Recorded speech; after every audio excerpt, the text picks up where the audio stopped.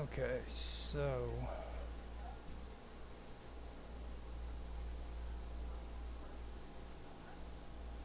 so before I get started, I am doing my test for my live stream. Make sure everything's working and getting the stream started up. The actual stream's gonna start in about 5 minutes.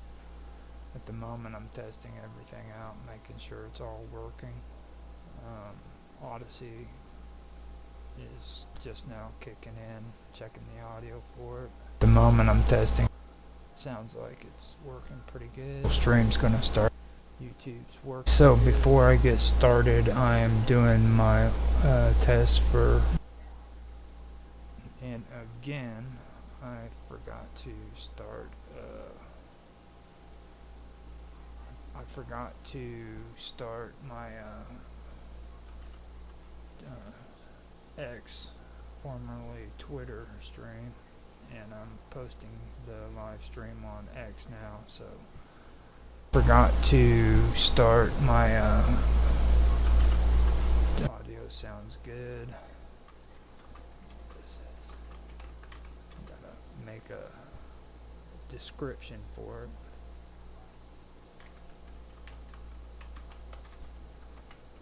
This is another episode of Live with Roger Hanson. Sit back and enjoy. I hope you guys do enjoy this too, because I thought pretty hard on what I wanted to do on this episode. Roger Hanson. Audio still sounds good. It's running pretty good. I did think pretty hard on what it is that I do want to do on here, so just checking Rumble now. I did. Audio sounds good. Keep hitting play.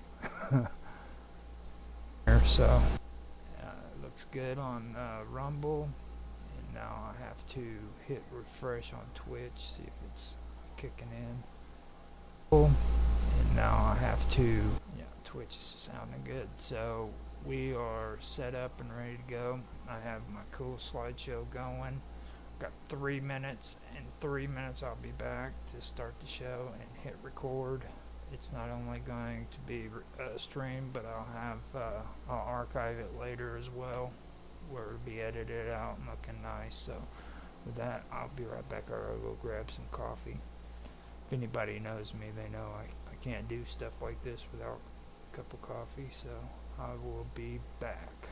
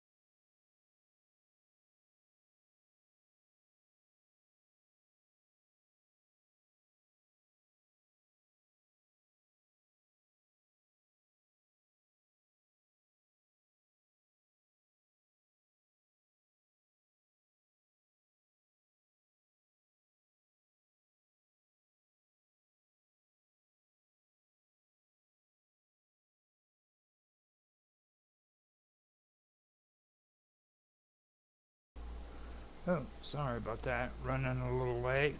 I had some issues pop up real quick. By the way it looks, it's not that bad. Nobody's really watching. I've got one current viewer on Odyssey, but that's probably me. I have a tendency, like I said in my previous videos, of watching everything to make sure it's going alright. So that's most likely me on there and on Rumble. Twitch, I have one viewer. Yeah, that's probably what it is. So, with that being said, I am going to do my countdown and I am going to record this. Last week I forgot to record on my OBS and I'm not going to do it this time. So, that being said, let me do my countdown and we will get on with the show. So, here we go.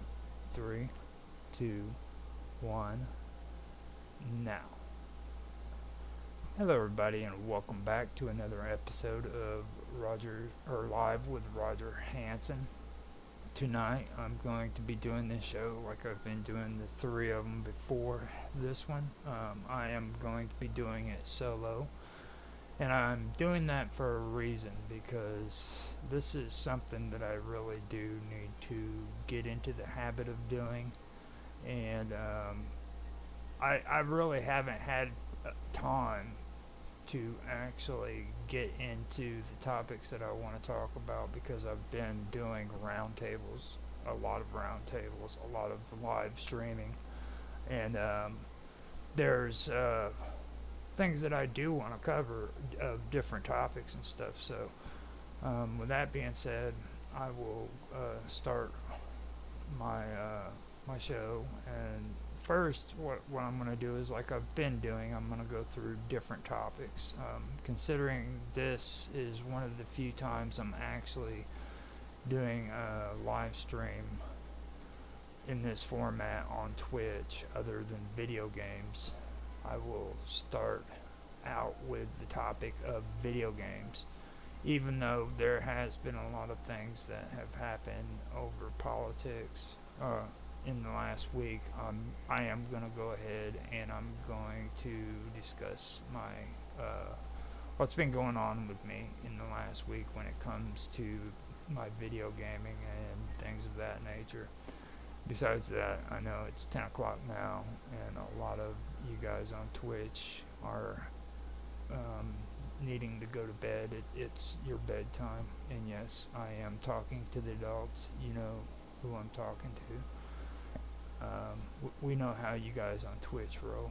You're early nighters. So, with that, I'll do what's been going on with me in the gaming world, and after that we can get on to different topics. I am going to go over some politics, but it's not going to be like it was last week. I felt last week that was something that I needed to cover because of the events that happened with Donald Trump, and I went over political history concerning the conservatives, and the reason for that was, for one, we were actually finishing up on episode of, or the final episode of Roger's Real-Time Talk Show event last week, and that was going to be some of the stuff that I discussed on there.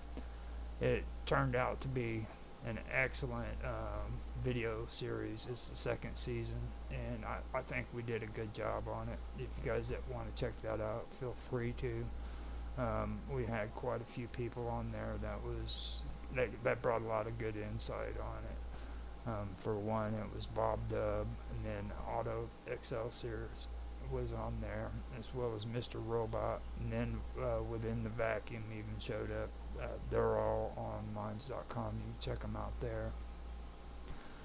And we had a pretty good season. So, like I said, if you want to, you can check that out. We did discuss politics, but we focused on political history as well, and we didn't get caught up in a lot of the controversy that you hear on most of these platforms these days. So you're not going to hear stuff about how horrible Donald Trump is, or or how freaking Biden is just pure evil or anything cool like that. Even though I was told recently I needed to step my game up, I feel perfectly fine with the way I've been doing the way my streams. I still have this ability to stream on Odyssey, YouTube, X, Rumble, Twitch, and I have no problems whatsoever. Um, I I also am able to get on Skype if anybody wants to contact me there. I have a Skype group right there called Live with Roger Hanson. If you want to find out all the stuff that I'm into, you can on that one, and then I can introduce you to other stuff that I've got going on there. Now, besides Skype, I'm also on Discord. You can find me there. It's under Rogers, or what it it's it. I've actually got it popped up right now even, and I have to, yeah, it's under RHL, which Bob Dub set up for me for Rogers Real Time Talk Show event, which I just now started using. I also have a channel that is connected to my Discord channel. It's called Wonderful World of Weirdness. Me and Old John in my gaming community, who is also known as John Clark, both have that channel together. If you guys want to check that out, that's where all the spooky stuff is going on. So if you want to hear about spooky stuff and UFOs, that's where you need to go. We've got a lot of cool stuff on there. And like I said, Old John, if anybody's aware of him, you can check him out on there, as well as on Home Away from YouTube. That's where a lot of my gaming community's at. I've also got my own Discord channel called Gaming with Infamous. Now, I believe on Skype I've actually started a group for Gaming with Infamous as well. So if you guys want to join that, you can join Gaming with Infamous on Skype. So now that I've done all my plugs, that means I don't have to do it at the end, and I can just say bye to you guys and we can be finished with this mess. Now, I am going to do my best to try to hit the 3-hour limit, which is what most people who do live streams goes for, but I'm not going to guarantee that I can get that done, because I'm not used to getting on and discussing things for long periods of time. I'm able to get an hour done on just talking about stuff. Now, last week I did go through and I was able to do 2 hours, but the reason why I did that was because I actually had an outline on the things that I wanted to discuss. This week I went ahead and I followed in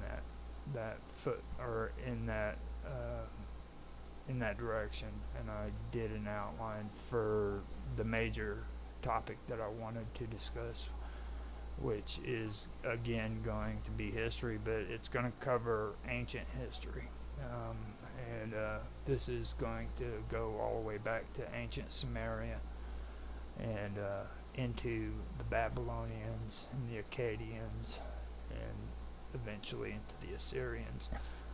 But before I get started with that, I want to talk a little bit about what's going on with me in the gaming community. Now, I've had some interesting things that have been happening this last week. I introduced Minds Gaming to a guy that I've been gaming with called Rapid Glitch. Now, Rapid has his own Discord channel as well as YouTube channel called Nostalgic Gaming Retro, and I'm a part of Team Retro on his channel.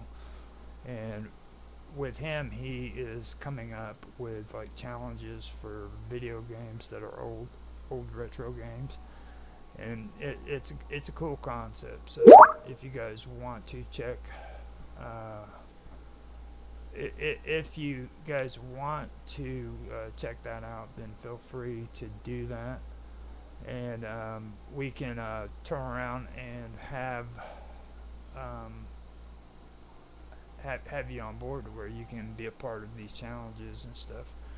But before we get into that, let me go ahead and tell you a little bit more about what's been happening with this introduction between Rapid and Minds Gaming. Now, Minds Gaming, he's been involved in a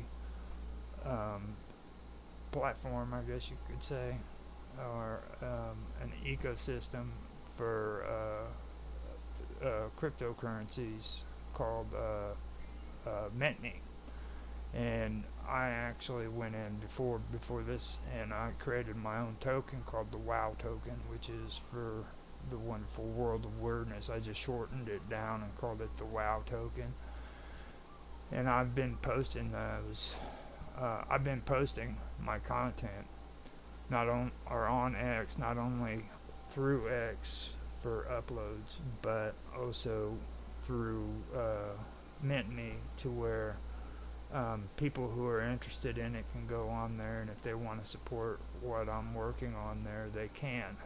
And what I wanted to do was set up an ecosystem, I guess you could call it, where it's for content creators, to where they can actually create their own monetization program, where they don't have to depend on platforms like YouTube or Rumble or even Odyssey or anybody. They can actually generate their own revenue.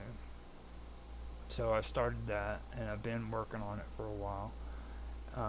Besides that, I've been going on Discord, and I've been getting involved with Team Retro, with Nostalgia Gaming Retro, and my buddy Rapid Glitch has been coming up with a board game, which is, in my opinion, it's pretty freaking cool. I think that it has a lot of potential.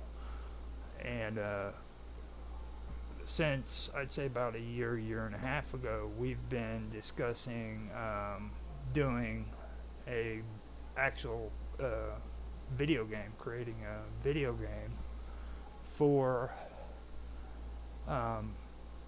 for a project that him and another guy had.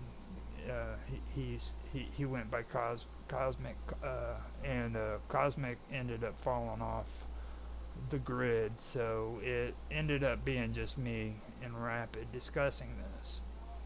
Well, the concept was cool, that one was, but I started noticing that with Rapid was really into this game that he was having everybody do, and it was Sky something. I'm trying to get the name of it, but he has like this insane system that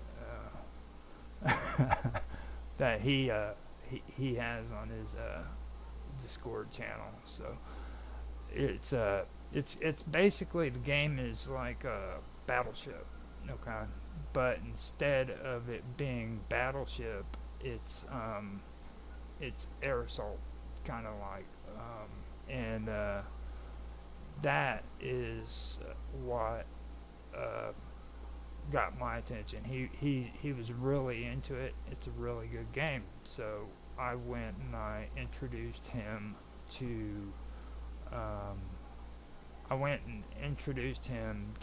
Minds Gaming, and Minds Gaming set him up with a token that he can put into his game, to where whenever somebody goes in and they earn coins, they can earn this token, and it could be a part of the game system.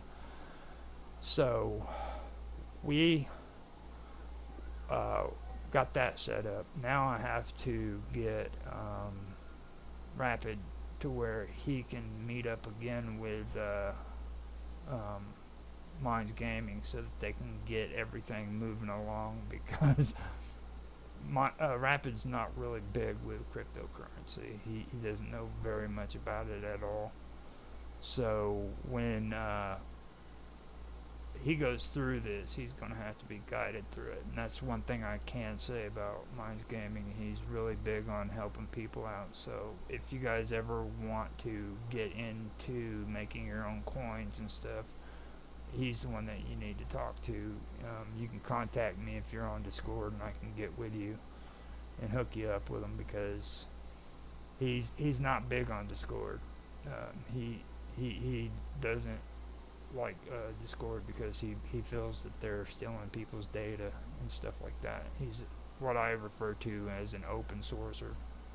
so I'm basically having to bounce back and forth from Minds.com to Discord to Skype to Jitsi to Teams because all of these people that I communicate with don't trust the other areas that they have to, or that you have to use as VoIPs, you know. So I'm kind of like the middleman who freaking has to somehow figure out how to get these guys to talk to one another, and it gets annoying, but it's all right. But anyhow, Minds Gaming is the guy you need to talk to. He's really big on helping people get started on it and everything. So I would suggest that you talk with him, and I can let you go or lead you guys to in the right direction if that's what you want to do. So yeah, there we go. Now with this situation, what it basically is we're going to actually create a video game that is like Battleship, and you're going to have to go in there as the player and determine where these airship assault, that's what the name of it is. It took me a while, but it kicked in. But you're going to have to figure out where these ships are. And when you do, you can freaking earn, I think you can pop balloons, and you can also earn coins, but you have to also play a challenge that comes with hitting the ship. So you do the challenge, you earn the reward, and it kind of goes along those lines. So we're in the middle of putting that together, and I think that's going to be a pretty exciting project to do. It's just a matter of me stop having meltdowns, because I ended up having a meltdown in the last week or so, and getting Rapid to actually meet up with Minds and get all of it put together. But that's basically where I am with that. This is also just one project. I also had another guy who came up with an idea for an app, not a game, but just an app, and it's pretty out there, but it might actually work. So I've been dabbling around with it, trying to figure it out. It's a Legos game, which they aren't really hard to make, and what it is just a basic app movement, you know what I'm saying, where you basically do one thing, and it's a relatively quick game. So I just need to come up with some time in order to get that started. I don't want to go into too many details about it, but it does have an interesting concept. It'd be something for me to start out. But one thing I do have to tell you, though, that I did find out is that I have to learn coding all over again. I actually haven't coded in, like, I'd say about at least 3 or 4 years, and I went in and started trying to mess around with it because something happened with Minds Gaming and Satori D on Hubs. I don't know if anybody on here who's listening knows anything about Hubs, but they just recently shut down, and everybody who had their rooms pretty much had to start over again, and uh, Minds Gaming went to another place and started his own up, and this place is using A-frame, which I found out that is very, very weird. It's nothing like I remembered even like 2, 3 years ago, 4 years ago, however long it's been since I've done it. So a guy told me in chat, he's like, you know, you gotta use it or lose it, and that's really the best way that you could possibly explain anything when it comes to coding. Yeah, you keep on it, keep using it, because if you don't, you will lose it, and apparently that's what's happened to me. So that's where I'm at when it comes to these games. I have to go through, check out the coding, get it all straightened out in my head, and go from there. I've been having issues with being able to actually focus on that because just here recently, as you guys know, I went in and I got a premium, and I'm wanting to transfer content that I've had on YouTube and I've had on Rumble in the last year over to X so that people can watch it on there and it can help me out on X. And in the process of doing that, I've also been archiving a lot of the streams that we've been doing, not only on X Premium but on Rumble as well. I've been doing all of the live stream on Rumble this whole time in the last year, but I haven't been uploading anything. So what I've finally started doing was uploading it, putting it on Rumble, making playlists and channels for each category. So now there's a wonderful world of weirdness on YouTube and on Rumble. Just like I have a channel called The Praetorian on YouTube, and it's on Rumble too, as well as working with audio and video, and also strange stories. I didn't add that because I have Wonderful World of Weirdness, but I've added Live with Roger Hanson. That's on there too, but it's Live with Roger Hanson on YouTube is actually just under my name, Roger Hanson, so that's where you can find me there. And then Gaming with Infamous. I've got Gaming with Infamous on both YouTube and on Rumble, and all of that shit is just put on Odyssey, so it's not categorized into anything. It's just right there on Gaming with Infamous or Roger Hanson, and that's it. So that's basically where all that is. Well, I went through and I told you about the game.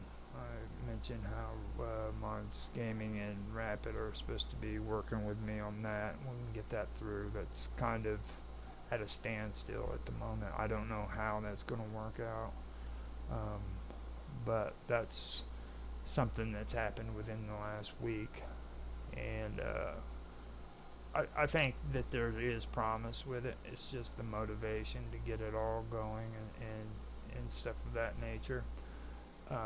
Other than that, what else I've been having to do is I've been working on getting back into my live streams. I've been live streaming on my gaming live stream is what I need to actually point out. I've been doing that on Rumble. I've also been doing it on Twitch, and I've also been doing it on X as well as YouTube. I haven't been doing it on Odyssey because I've been doing a whole lot of streaming on Odyssey, and on my gaming channel on there it's synced up with YouTube, so whenever I'm streaming on YouTube, it'll automatically go over there, so I don't have to worry about it. Um, but I have been trying to get it going because I'm also involved with Home Away from YouTube on Discord, and I've been involved with WLC for about 3 years now, and that's watch, like, and comment. If nobody's aware of that, that's what that is. And what we do is we just basically share our videos and we watch, like, and comment each other's videos. Now it's frowned upon on YouTube. Don't get me wrong, okay? But I see it like this. I'm not a big I'm not a big supporter of the promote button. You know what I'm saying? I'm not going to go on these platforms and put out this stuff and then turn around and hit promote and funnel a crap load of money that I'm not even earning from the videos that I'm posting. You know what I mean? So when I do my videos, I'm not promoting any of it. It's all organic reach, and that's all it is. So when I go on to Home Away from YouTube, I have other things that I do too. Like, I've been doing interviews on there. I played around with some music. Got people involved in that, but as well, I've been doing the WLCs, and we've been watching each other's playlists and stuff of that nature. I've been doing that for about 3 years now, and this year I wanted to do things different. I wanted to focus more on the live streams that I've been doing outside of gaming, with interviews and roundtables from all of the other stuff that I've been posting. And as well as that, upload content to YouTube so that I could get a lot of the stuff that I still had to upload taken care of this year. And I've got quite a bit of it done, to be honest with you, and it's all scheduled out. But I wanted to go into a transition to where instead of it being uploads, I wanted to do my gaming where it's live stream for the next 6 months.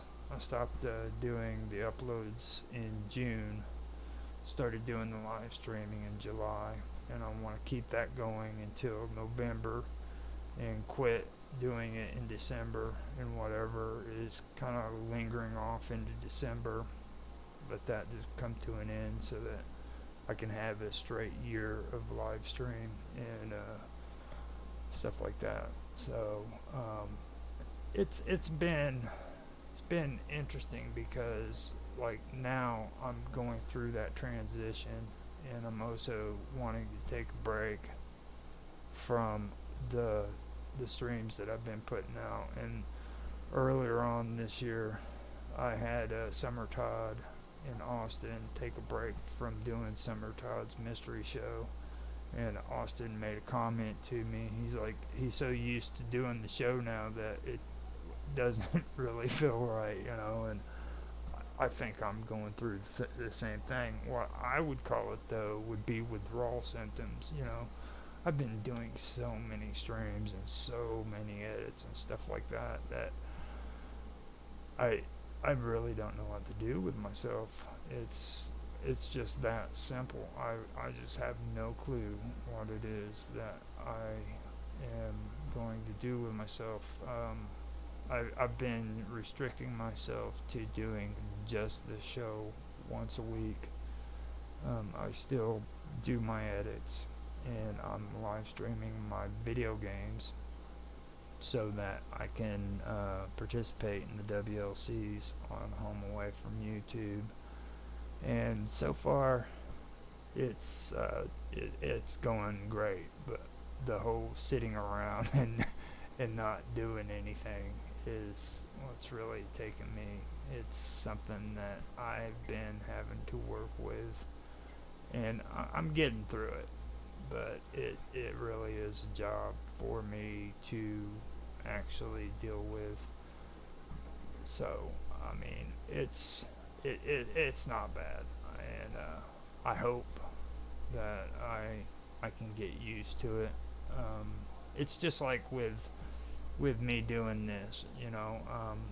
I've had a lot of people that's been stepping up and coming onto my show, and they've been great. They've all been wonderful, you know what I mean. But a lot of the stuff that I've been putting out, I've said it even on the previous episodes. These weren't my opinions. These weren't my views. These were me coming out with topics and everybody else talking about them. And I felt that it was time for me to actually do something that was me. You know what I mean? And that's basically why I chose to do this. So this is it. This is the stuff that I'm doing now. To continue on with the gaming. Um, Besides the game, setting it up and getting it going, and then going on and doing my live streams for the games on Home Away from YouTube. Me and Rapid have been working with Nostalgia Gaming Retro, Team Retro, and I've been doing tons of games with him on there, but it's always been retro, and we've decided that we're going to start doing something new. And at first, Rapid, being the guy he is, he said, "Well, we're going to do this next year. We're gonna make a channel, and we're going to do."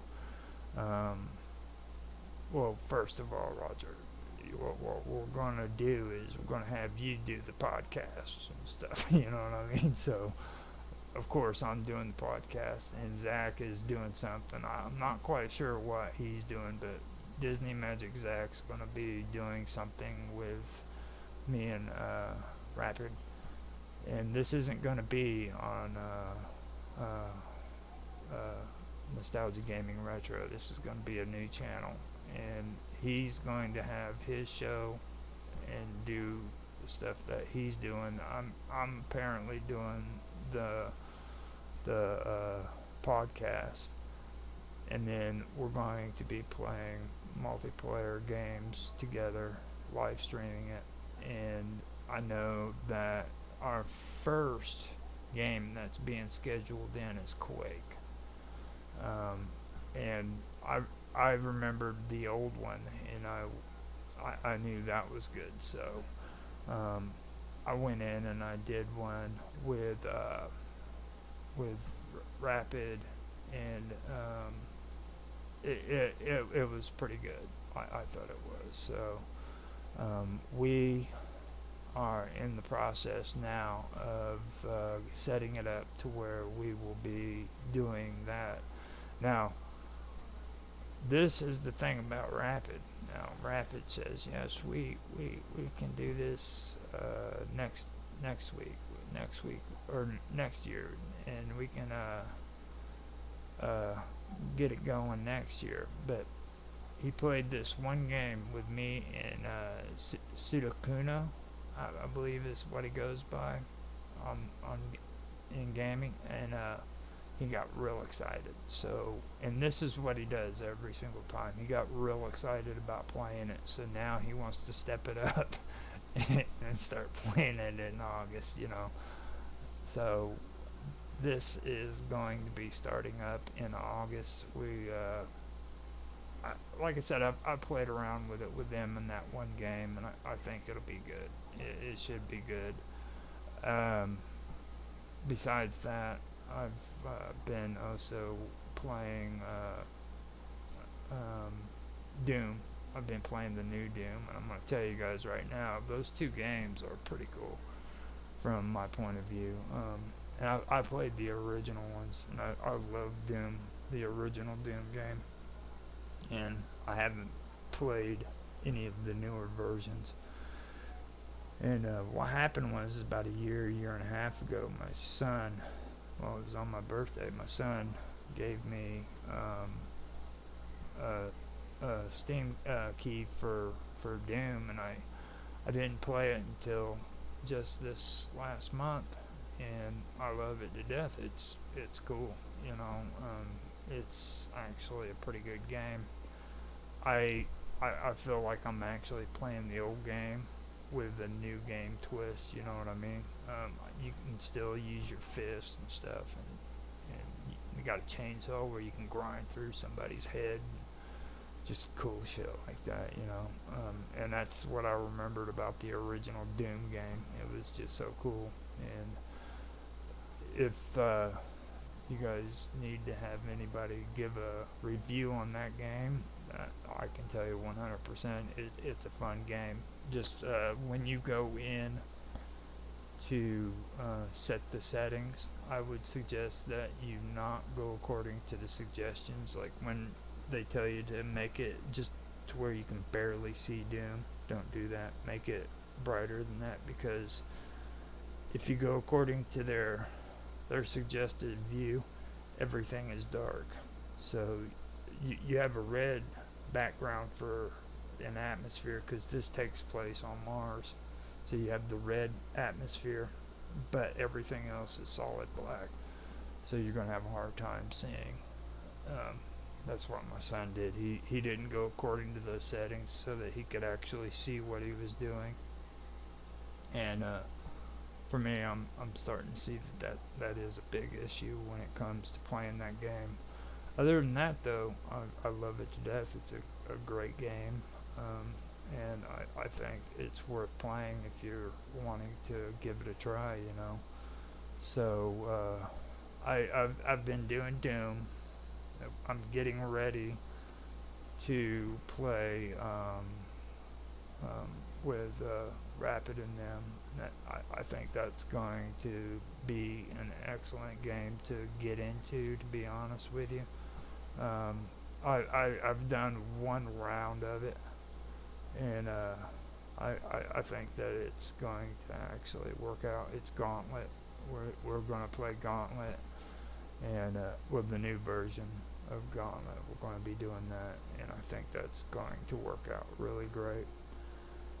That is some of the plans that are coming up. I don't know for sure what he wants to do with these podcasts, if he wants to go ahead and just wait until next year. I want to set it up to where we have interviews with people, like I was doing it on Home Away from YouTube, and maybe do it that route, go that route. But gamers are really they're finicky, you know what I mean? There's a lot of things that gamers do, and then there's a lot of things that gamers don't do. It's just like here recently, RJ Casual, hardcore gamer, just told me that he's having issues with doing his podcast now, and it's because his buddy, his co-pilot, is getting really, really busy, you know, and I can see that, but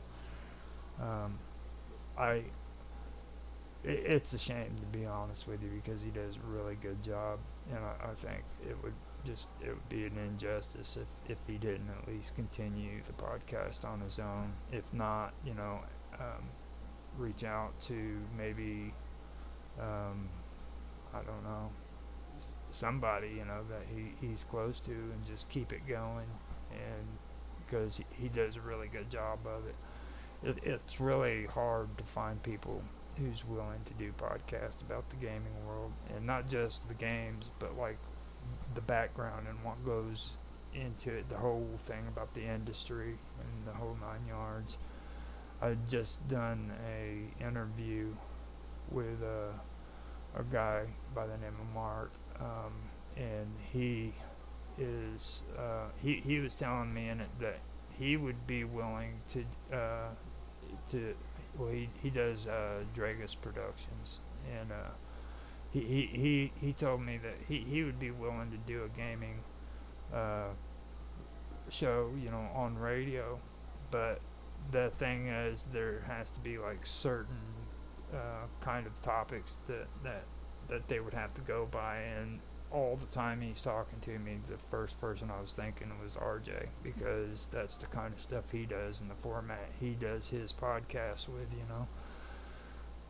So that is that for me is pretty interesting. I reached out to RJ and mentioned Mark here recently, and hopefully, if both of them think that it's a good idea, maybe sometime in the future they could work something out. But like Mark had said, he's got all of his slots in his radio full, so it's not something that he could pull off here in the near future, you know what I'm saying? But he said he could keep it in mind.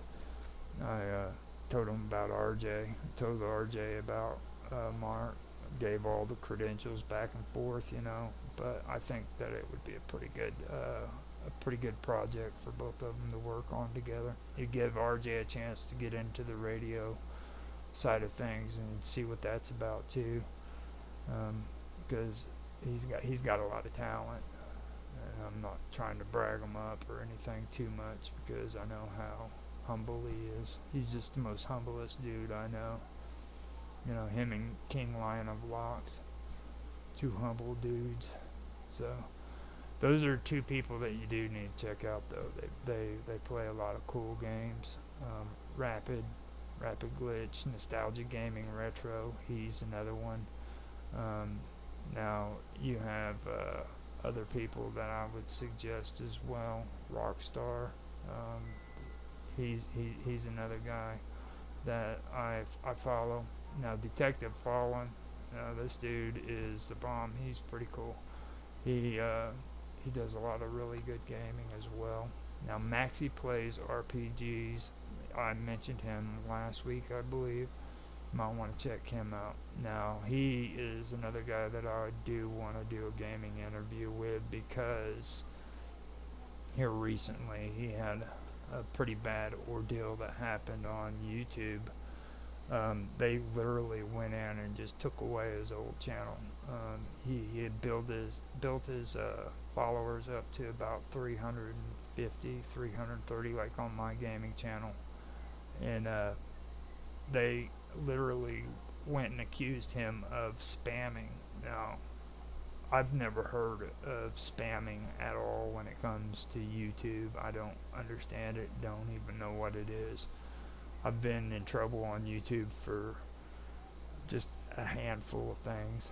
Usually it's from hanging out with all my friends on Skype or mine's chat especially. Mr. Robot, he's just a troublemaker.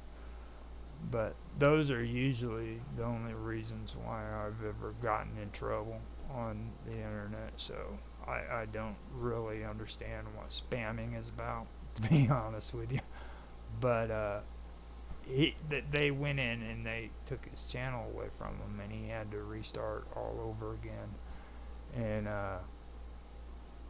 I did an interview with him here. He was one of the last of the few gaming interviews that I did do, and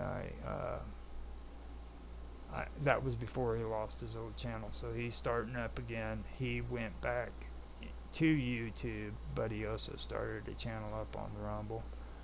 And if you guys want to check him out and give him some support, I'd appreciate it a lot. You know, this is a good dude. He's not a spammer, whatever the hell that means.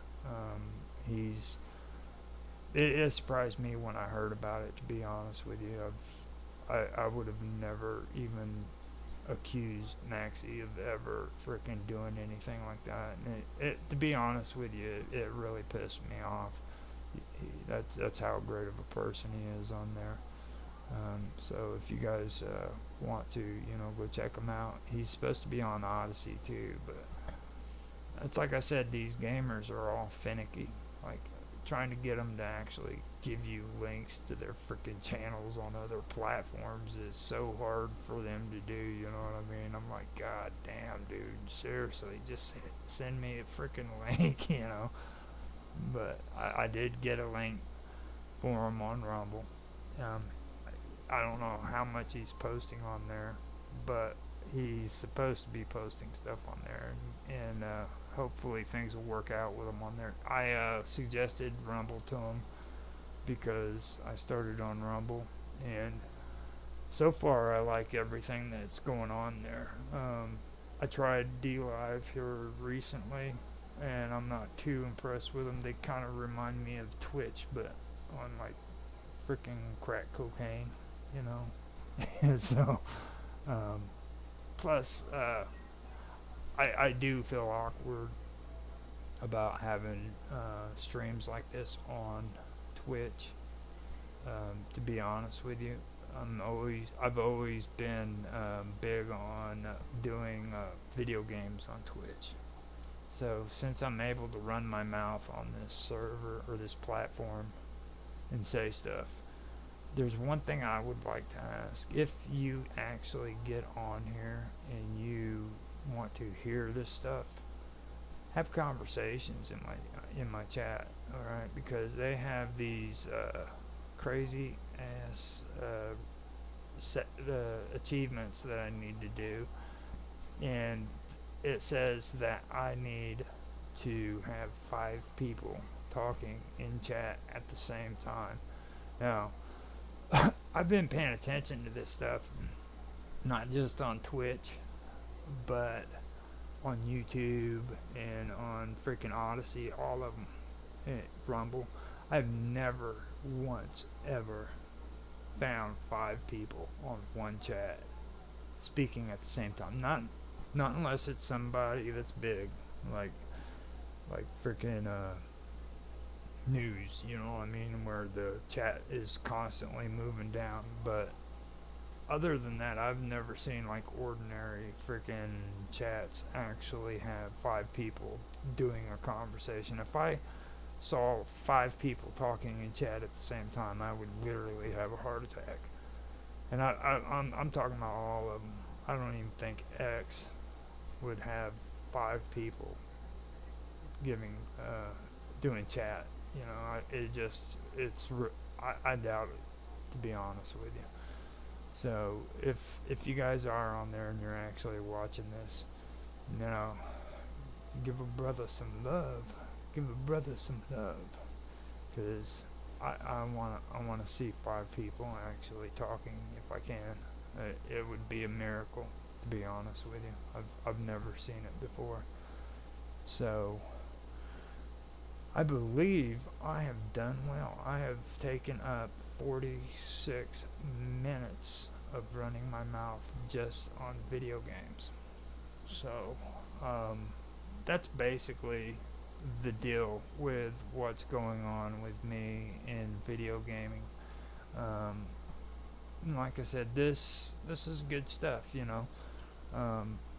Rapid wants me to suggest 10 or make a list of games to suggest for nostalgia gaming and retro next year, and I'm not going to give them to him.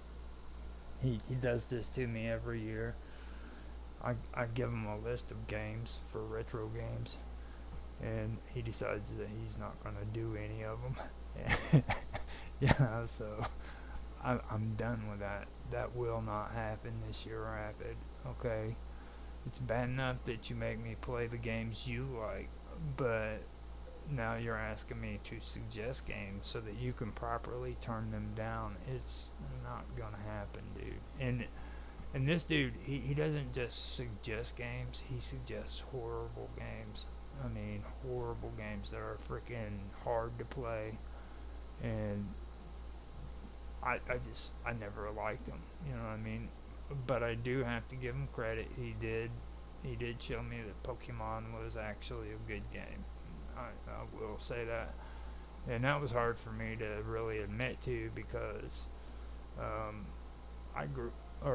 my nephews and nieces, they all grew up around Pokemon, and it was like all these kids loved Pokemon, and it was just a big obsession of theirs. So whenever I actually did do challenges that involved Pokemon, I actually did start enjoying it, especially when I found out that you could do all those cheats in Gen 1. That just blew me out of the water. That hooked me right there.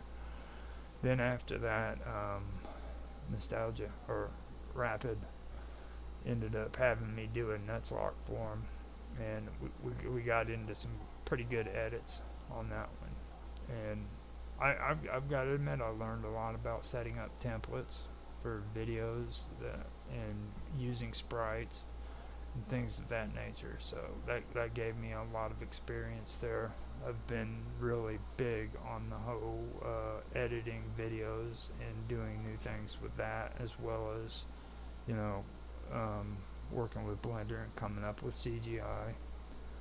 I'm not saying that I'm really the best at it, but I'm a lot better than what I was when I started. And I learned a lot when it comes to video editing by doing Pokemon Gen 1. And I did that in Nutslock. So I thought that was pretty cool. Um, I, I really enjoy I really enjoy it, to be honest with you. Now, another thing that I did want to bring up is the fact that we have been doing another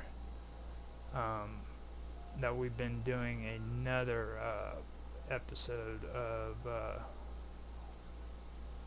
or Gen 2 is what we've been doing of Pokemon, and this one is red.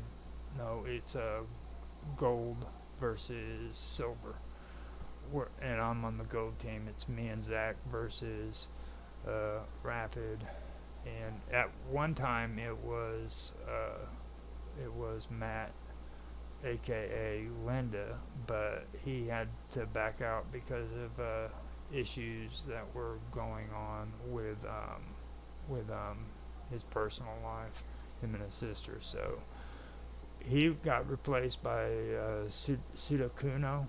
So Sudakuno is coming in on Rapid's side, and we are versing one another. And this isn't just Gen 2 Nutslock, it's also Gen 2 Nutslock with a randomizer. So it apparently is a problem for Rapid because he's used to the actual games, but I never grew up on this stuff. This is actually the first time I've played Gen 2, so I don't really know anything about it. So the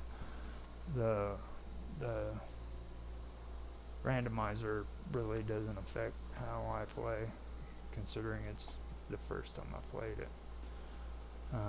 But yeah, we're doing that, and it's coming out pretty good. So I think that's going to be something to look at and really do something good with. But first, we are going to have to set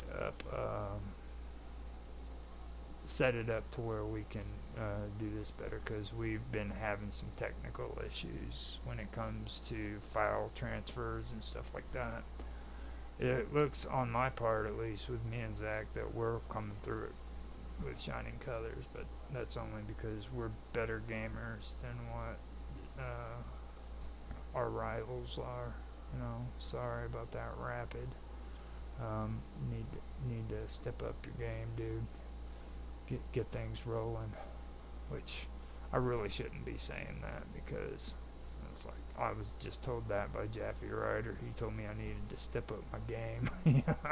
So I guess it's just not cool to be doing that, you know.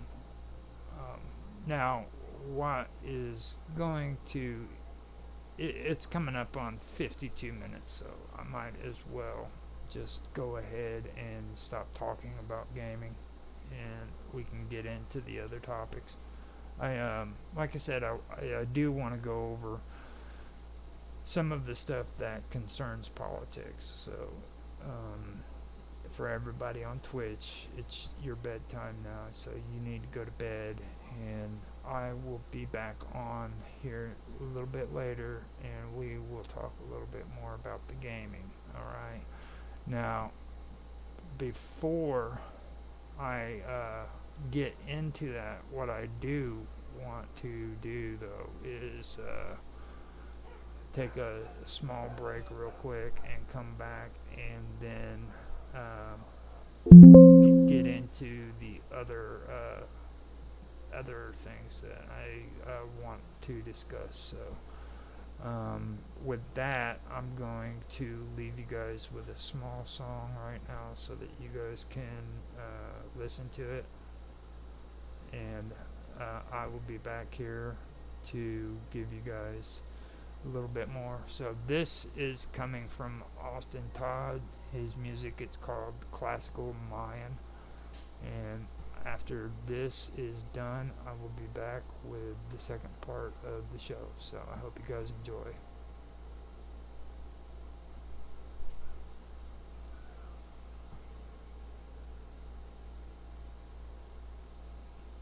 If I can get it to play.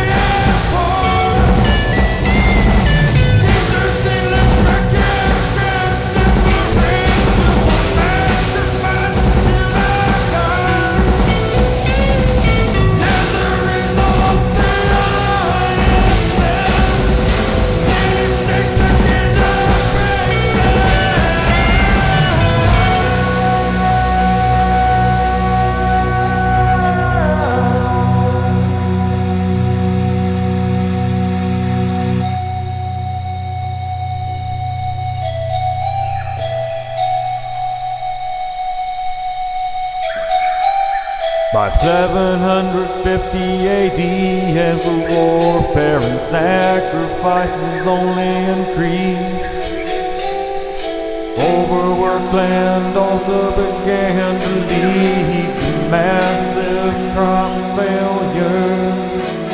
The crop failures led to food shortages, famine across the land, and deforestation from overbuilding put an end to the growth of the city-states.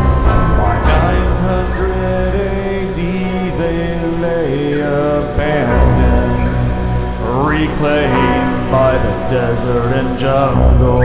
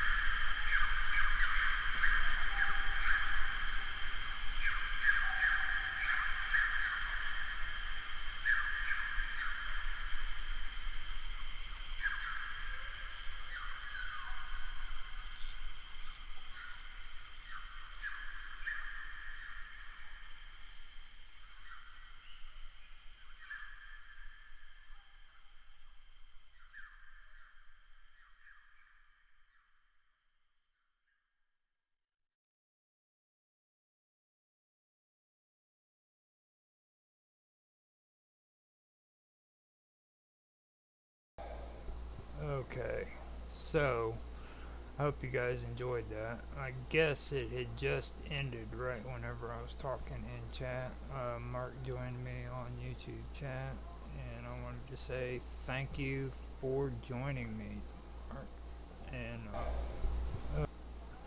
And what I'm going to do is I am going to put on another song. It's going to be a quicker one, and this time I am going to go get me some coffee. Hope you guys enjoyed that. That was a classic Mayan from Austin Todd. Now, what I am going to do now is I'm going to put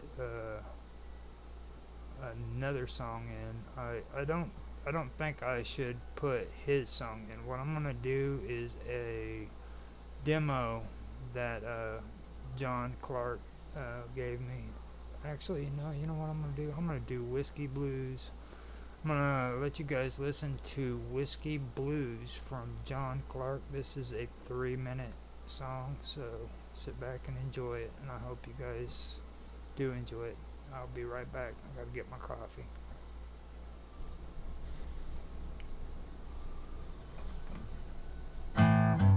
I woke up this morning and went back to bed.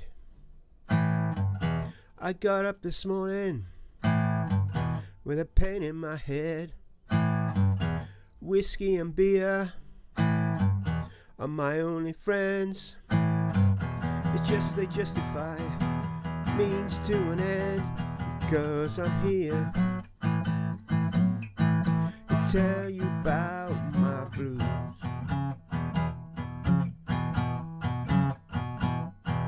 I don't know what to do about my whiskey blues.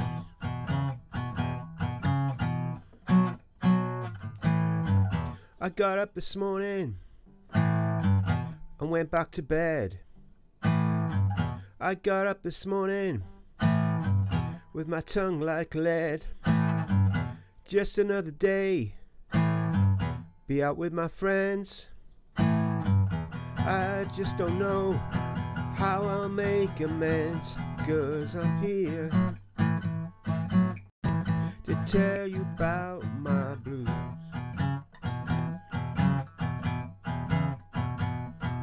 I don't know what to do about my whiskey blues.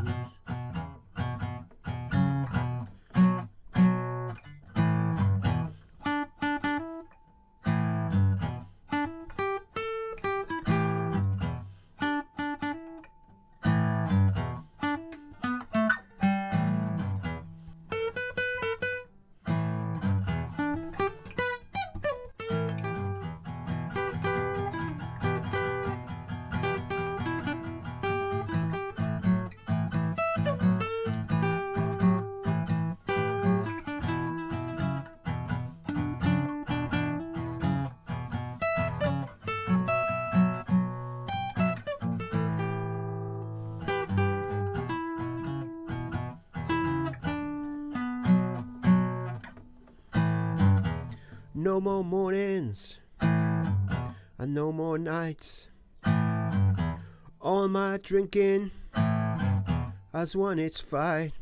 I slip away from this life as I meet my maker to end the fight. 'Cause I'm here to tell you about my blues.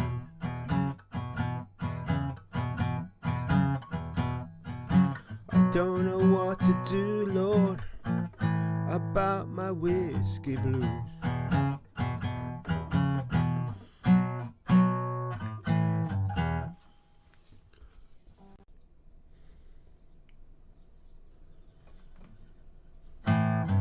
I woke up this morning and went back to bed. I got up this morning with a pain in my head. Whiskey and beer are my only friends. It's just they justify means to an end. 'Cause I'm here to tell you about my blues.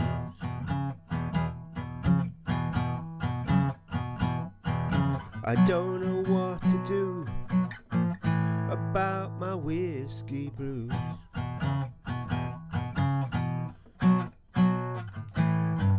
I got up this morning and went back to bed.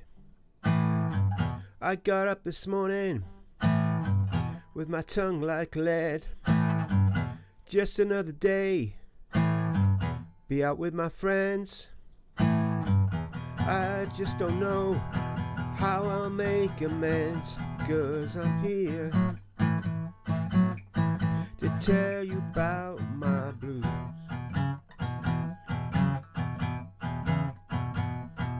I don't know what to do about my whiskey blues.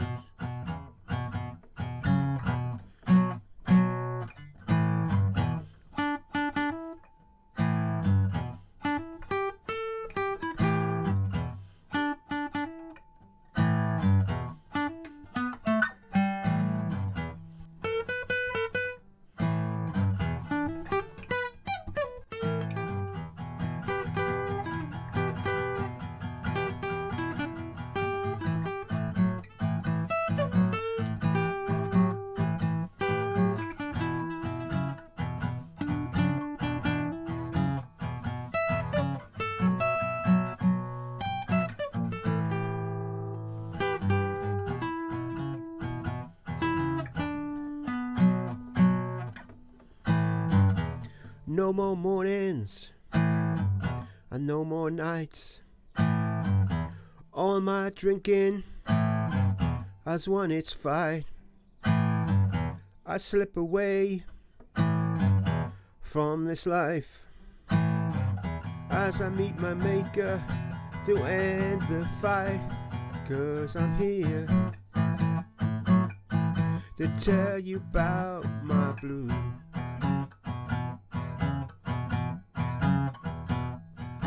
I don't know what to do, Lord, about my whiskey blues.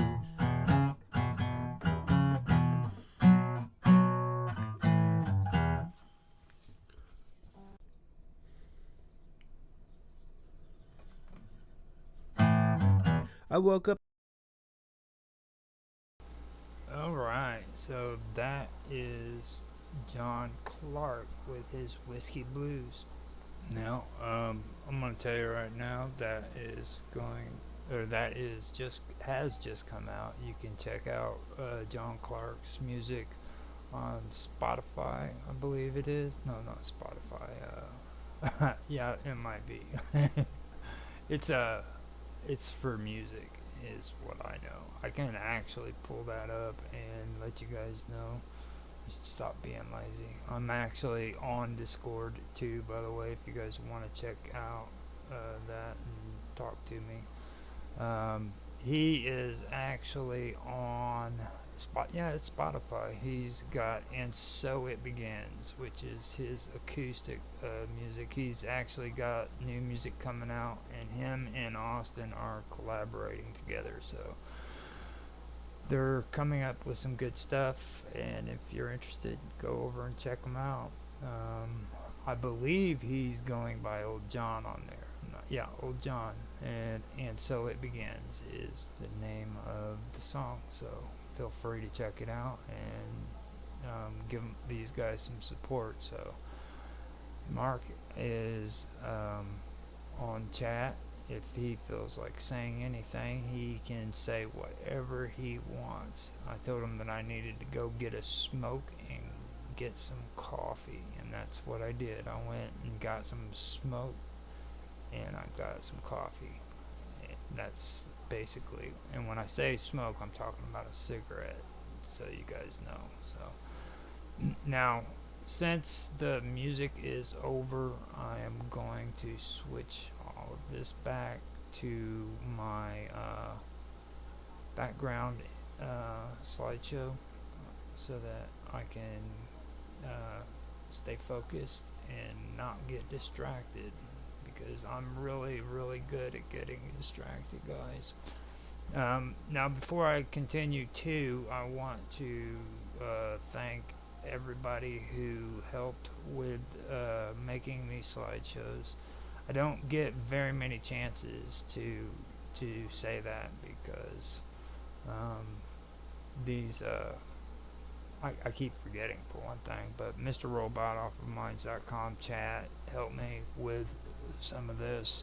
I did do some of it on my own, but I also got help from Satori D, which I always mix up and say Minds Gaming, when in reality Satori D did these with Bob Dub. So Satori D, thank you for helping out with some of these AI images. And yes, they are AI images, but I went in and I created the slideshows with them. So I wanted to thank all of you guys for your help and support with that. And I also want to thank again John and Austin for helping with this music. And also, just so people know, when Christmas comes around, Jaffe off of World Pirate Radio Network does a Operation Secret Santa Claus. Now, he is usually doing this stuff later in the year, but I believe personally that you need to start out early and let people know about it. And I'm going to try to do that every time I do one of my streams for Live with Roger Hanson. So what it is he takes donations for children to get Christmas presents, usually over in Korea and countries like that. So he also has it set up when December comes around, where you can help people in your local areas, and you can also start your own campaigns to pass it on, basically. So it's a good idea, and that's one of the reasons why I do collect music from people that I network with, so that I can take and, well, this year I want to take and use it so that I can help them out on that project. And the reason why I want to get my own music and stuff like that is because Jaffe always gets in trouble. He's just a troublemaker and he always gets in trouble. So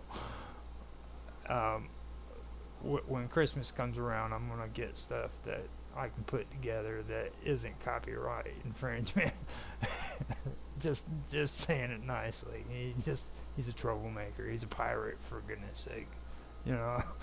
So that's basically the gist of it. Because it's to help kids, you know what I mean, and that's what's important. So I'm putting it out there, and like I said, I'll be doing that for every episode that I come out with, because I do think it's a good idea. I think that it's a good idea that I'm going to help support with. So I am checking over all of the channels, and so far it looks good. Everything's on there, and we are ready to go. So I wanted to kind of get into the politics side of things. I don't know for anybody who's outside of the country if they've become aware of it yet, but Biden has decided to move aside in the elections. I know Mark probably knows about it because we just finished off our series, Roger's Real Time Talk Show event, so I know we're both kind of politically motivated right now, or coming down off of it. But he actually nominated, or he put his vote in for Kamala to take off as the vice president. I keep forgetting her name. But with that being said, you know, I wanted to point something out to everybody so that they understand this. Just because he endorses her doesn't make her automatically the person that's going to be running after the primaries. There's a process that has to take place, and that has to happen at the Democratic convention, which is coming up in a month. I thought it was maybe a day or two or a week, but it's actually a month away. Now, here in the United States, we've been getting a lot of cross messages. Like, there's a few Democrats who are wanting to step up and actually run for president as well, besides her. And here in Illinois, our governor actually, believe it or not, Pritzker, has decided he wants to throw his frickin' towel in the ring, or whatever you want to call it. That's actually, I don't understand if that's it or not, because you usually throw the towel in the ring when the fight's over. But he wants to join in the group of Democrats who wants to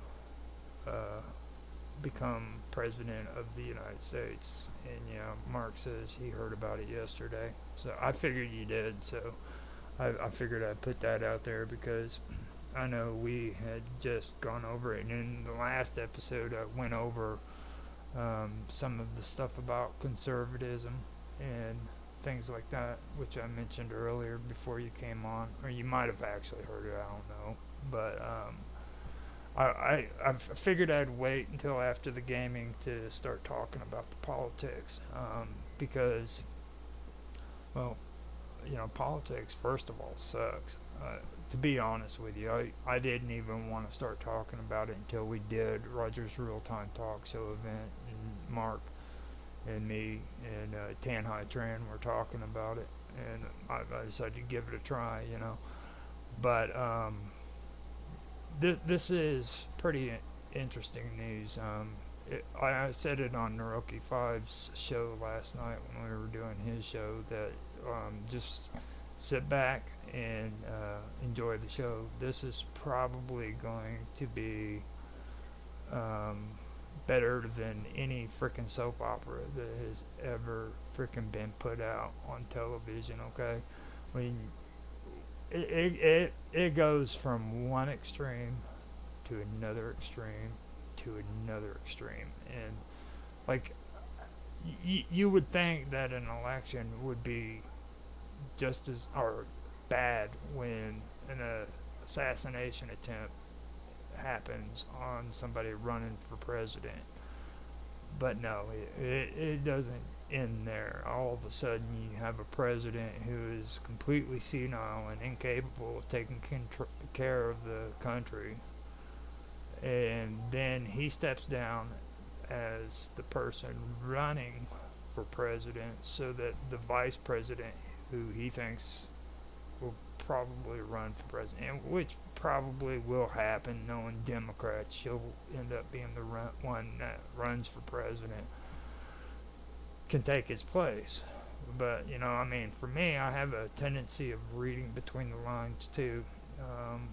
And there's a few things I picked up on after the news came out that he isn't going to run for president for a second term. And the one thing that really stuck out to me and made me ask one question is how long has this been going on? Because, like, with him having, these severe problems because of his age, and I mean, if you've kept up with Biden, you'd also understand that he's suffered from mental illnesses going all the way back to the time he was vice president, so you got the mental illness on top of this senile thing. But with all that, you have to ask yourself, how long has this been going on? Because, like, things now for me makes a lot more sense. Like, all of this crazy stuff that's been happening in the last three and a half years makes sense to me. Like, there's things that I personally, as a man, know that a man wouldn't freaking be doing. You know what I'm saying? Like here in Illinois, there's a huge push for teachers to teach children in first grade sex education. All right. Now, believe it or not, it's not men, throwing a fit over that. It's actually women who are saying, look, you're not going to teach my kids sex education in first grade. And I can understand that because, my sister, first of all, is one of those women who had an issue with that. And I think that it's hard enough for a mother to have a little 6-year-old girl walk in and ask her what a vagina is, you know what I mean? And that right there is something that I feel that is a mother's job to take care of, not a school system. I don't think that anybody should be responsible for that other than the mother. The father, maybe, if circumstances allow it. It's just like it's awkward for a little boy to hear about sex from his mother, so it's something that a boy should hear from his father, and that's just the way I feel about it. I don't think that a school system should be the ones teaching these kids how to do that, and I also don't think that it should be thrown upon the school system to be responsible for that either.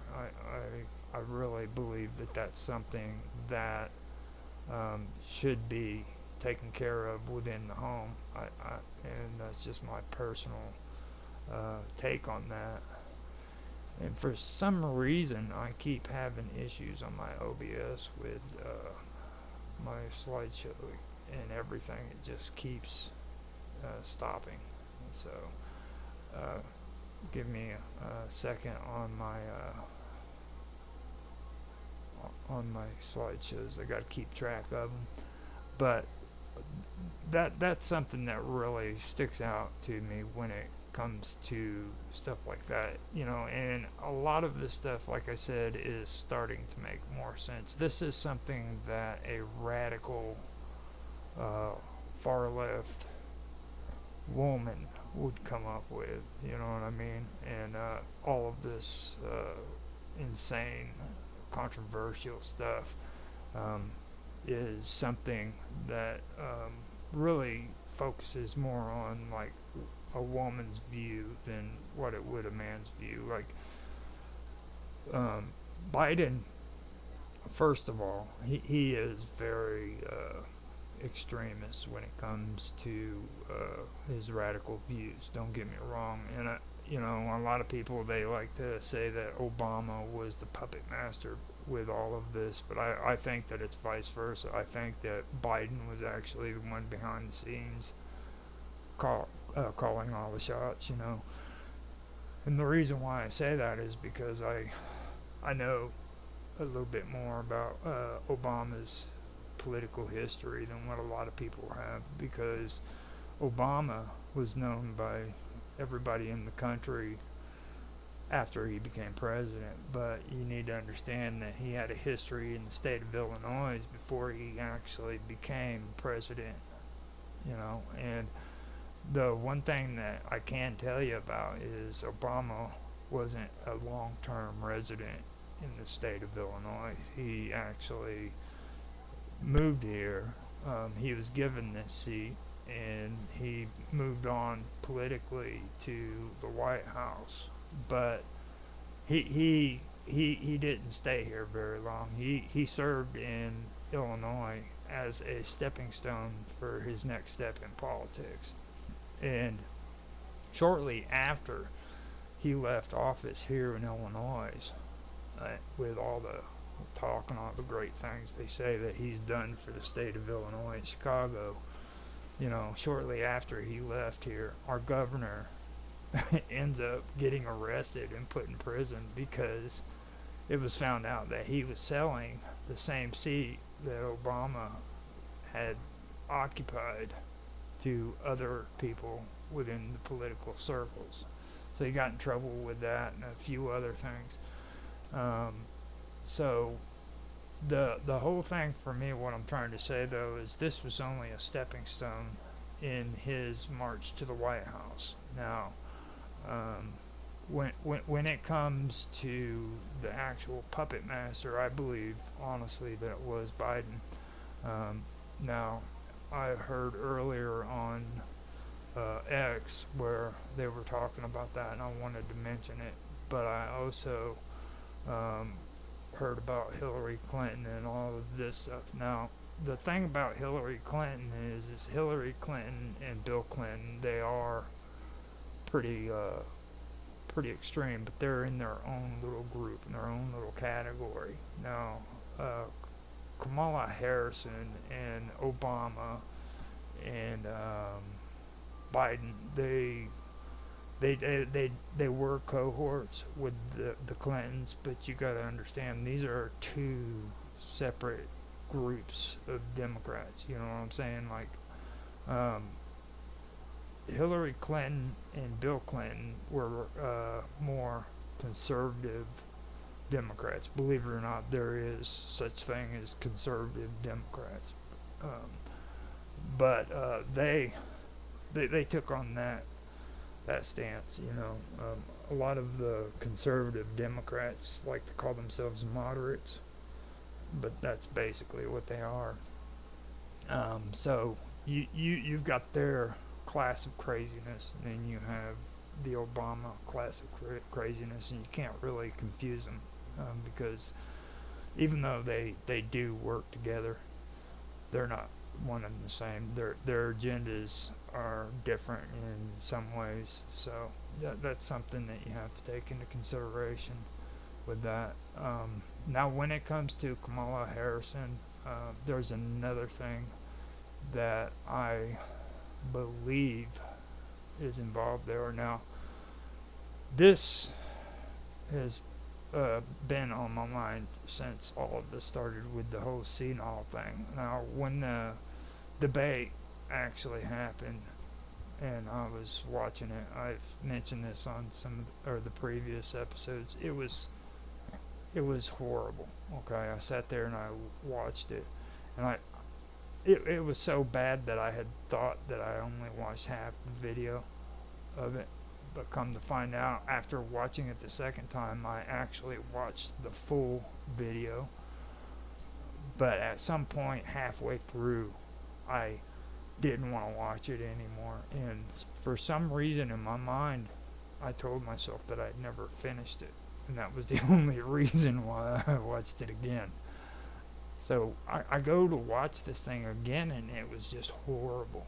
And it just reminded me, no, Roger, you watched this whole thing. And from my take on that, it was so bad that even Donald Trump didn't want to be there to freaking to do this thing.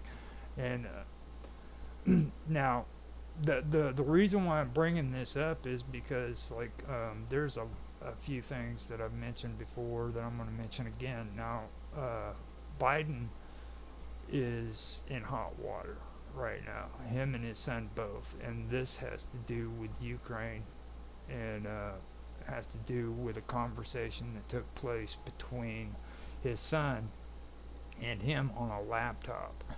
Now, the federal or the Republicans are having federal hearings in Congress right now over these issues, and they're wanting to get their hands on that laptop so that they could hear what the conversation was about and who it was with.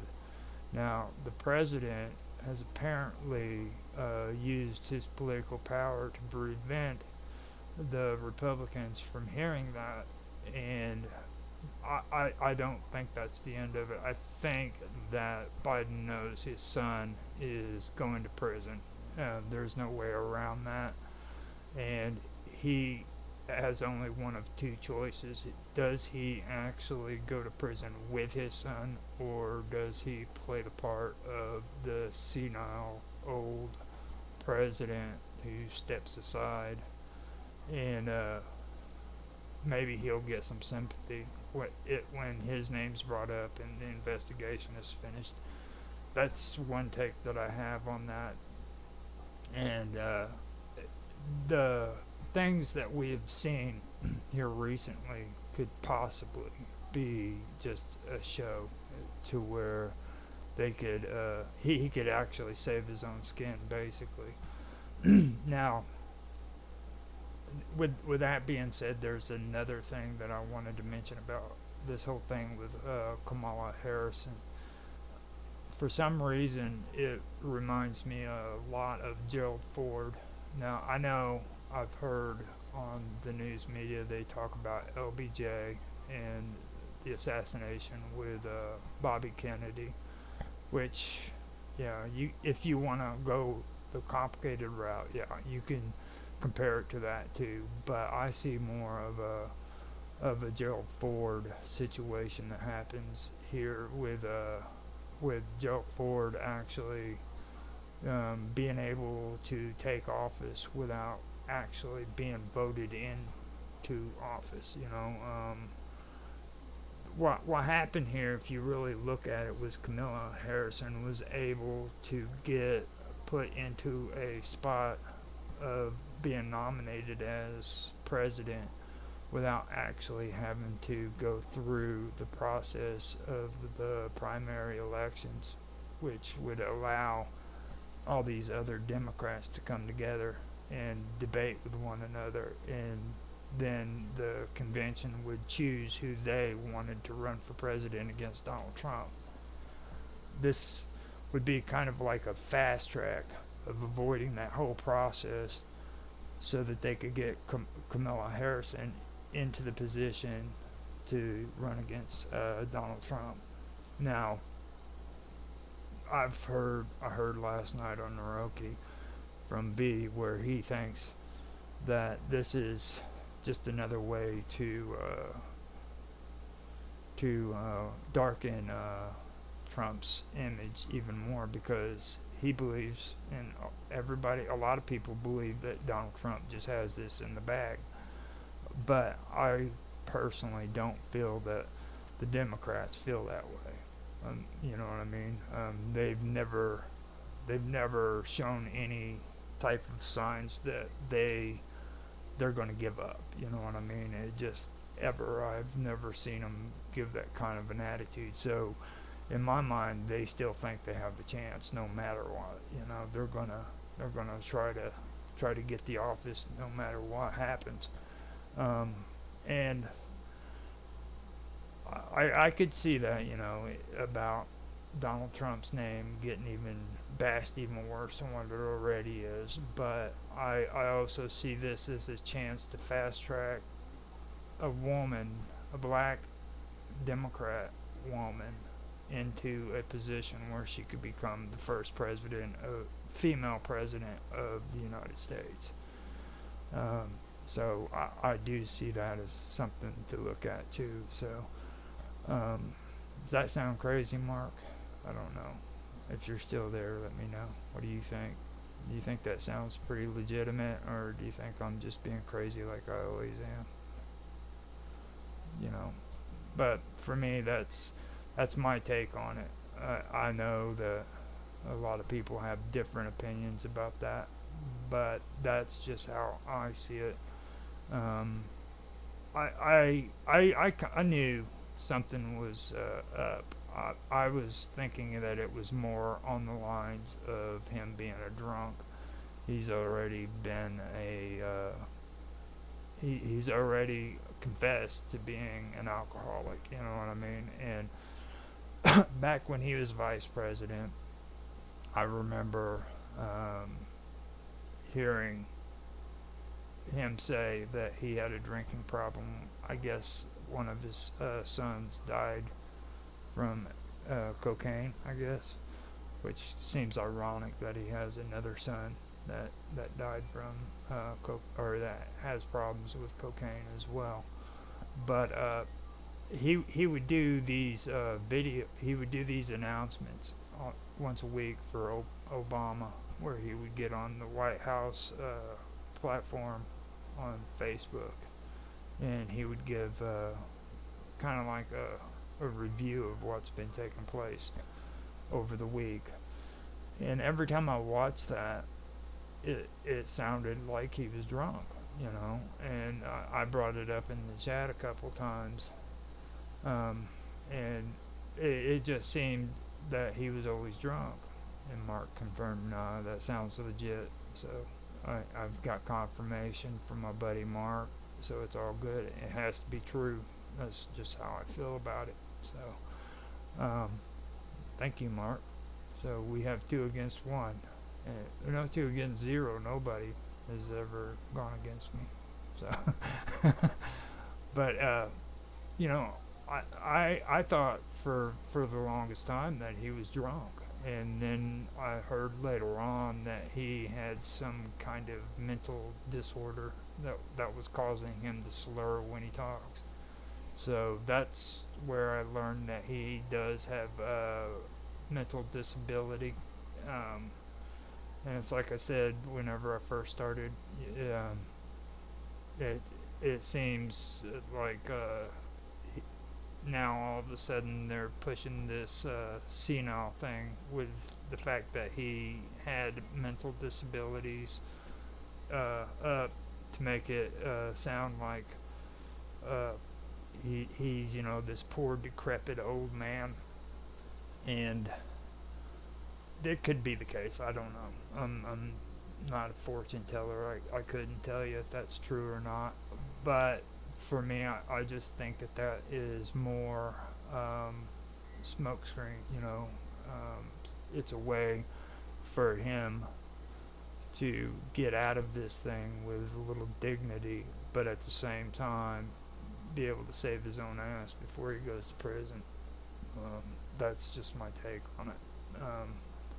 Now, also, I want to mention that we have been doing some, well, actually, I'm going to end it right there when it comes to the president and everything. That's my only take on it right now. The one thing I can say is, if you guys want to make a comment about it, go ahead and make a comment and I'll share it on the stream.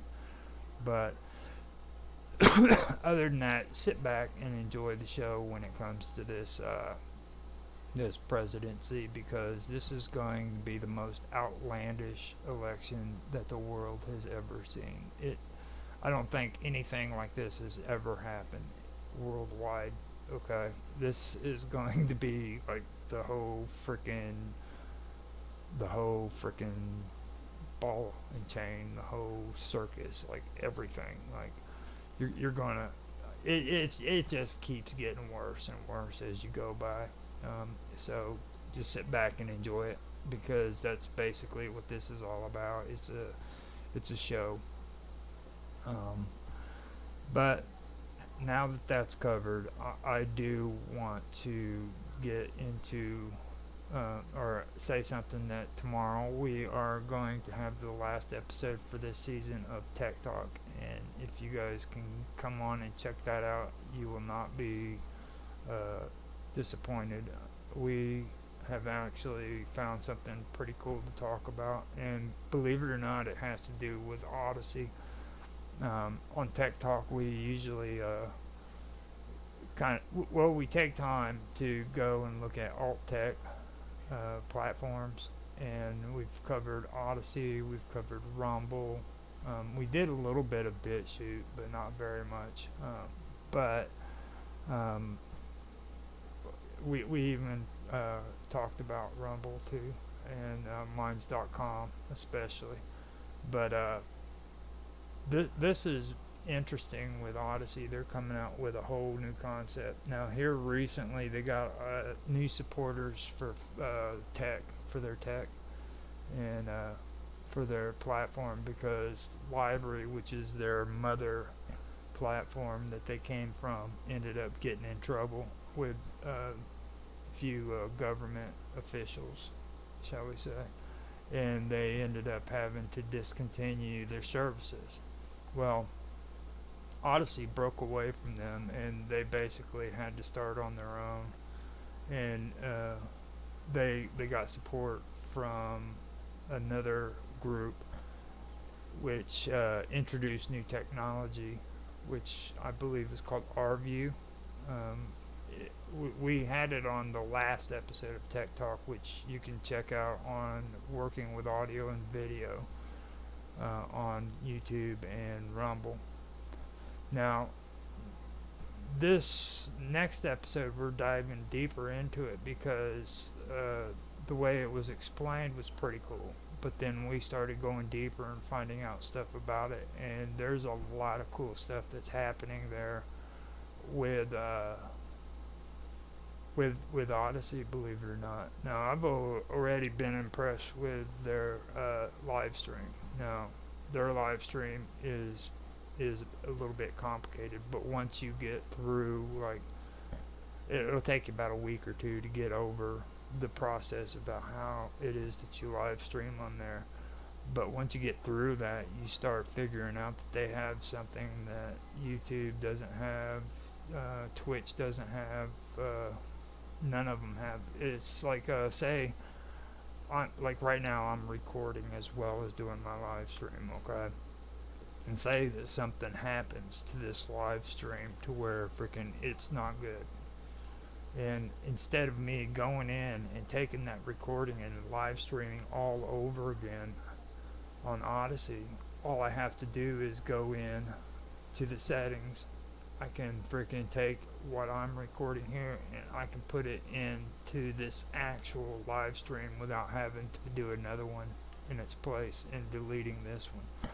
I can literally put the recorded version right into this live stream, and that's the only platform I know that can do that. Well, now they are coming up with a new idea that I've just heard about, but Mark and Tan told me on the show that this has been out for a while, so we went through and we checked it out, and there's a lot of cool stuff that's involved with it. Now, the whole concept behind it is like, imagine you make your content, all right?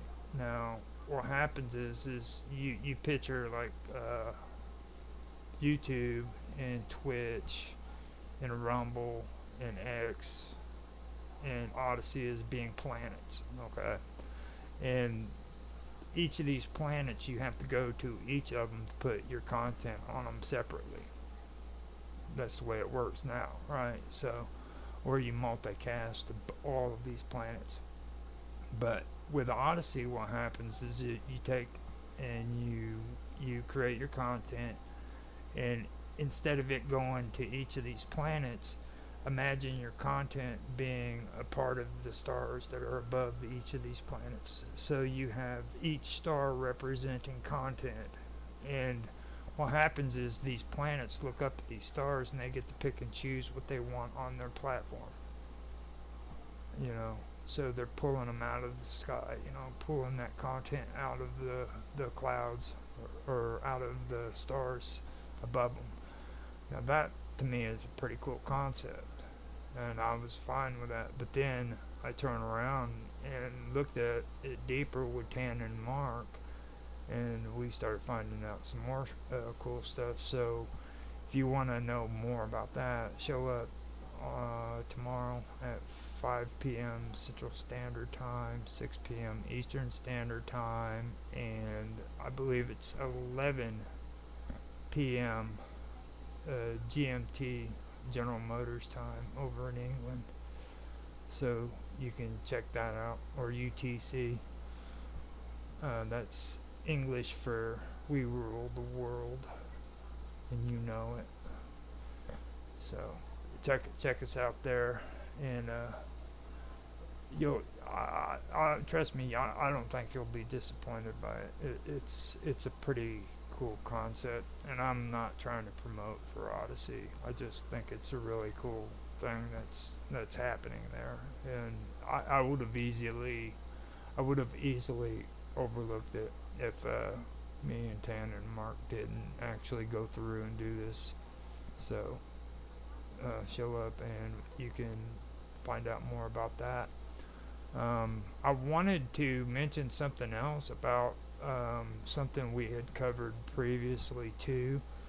I was bringing it up on Tech Talk about the car industry being held ransom for or by hackers who had hijacked their metadata for their computer program that takes care of their cells and stuff like that, and parts and things of that nature. Now this company is multinational. They service over like 100 different countries worldwide, and they're a big corporation. And we went through and did a episode on that, and it looked like it was pretty bad. Like they could have had a lot of things put in place that could have helped them to where they wouldn't have to be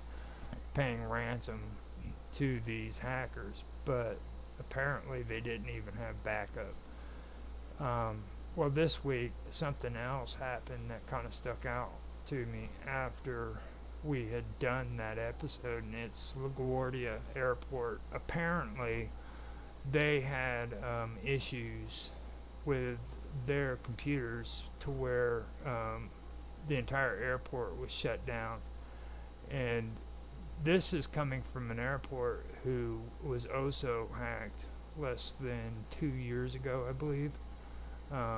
So when I saw that, you know, it made me kind of curious about what kind of tech are these big corporations actually using, and things of that nature. So I think when we do our last episode next week or tomorrow, I think we should actually come together off camera, Mark, and we should come up with a game plan, because I think we can actually do a lot of cool episodes next season. We'll start up back in January of next year, as long as I don't, piss you and Tan off and get you upset, because I know I pick on you for being English. But I mean, just all I can say about that is just be grateful you're not Canadian. Because I mean, if you think I say bad stuff about you, think about all the horrible stuff I say about Tan. Poor guy. And he's Oriental on top of that, so that's like an Oriental Canadian. You're just asking for it, like. So, but yeah, I think we should come together and come up with a game plan on some of that stuff. I think we we could come up with some even better content. We would been discussing AI and stuff, so I really believe that that's some good stuff that we've done this year, and I believe that we could actually turn that into something good. So I am amazed because I have actually covered almost 2 hours of stuff pertaining to video games and to politics. So I'm getting better at this. I'll work it out, and I didn't even have to go according to my outline yet. Now, the next bit of stuff that I'm going to come up with is the stuff I was talking to you about with my history. I'm obsessed with history, and I love it.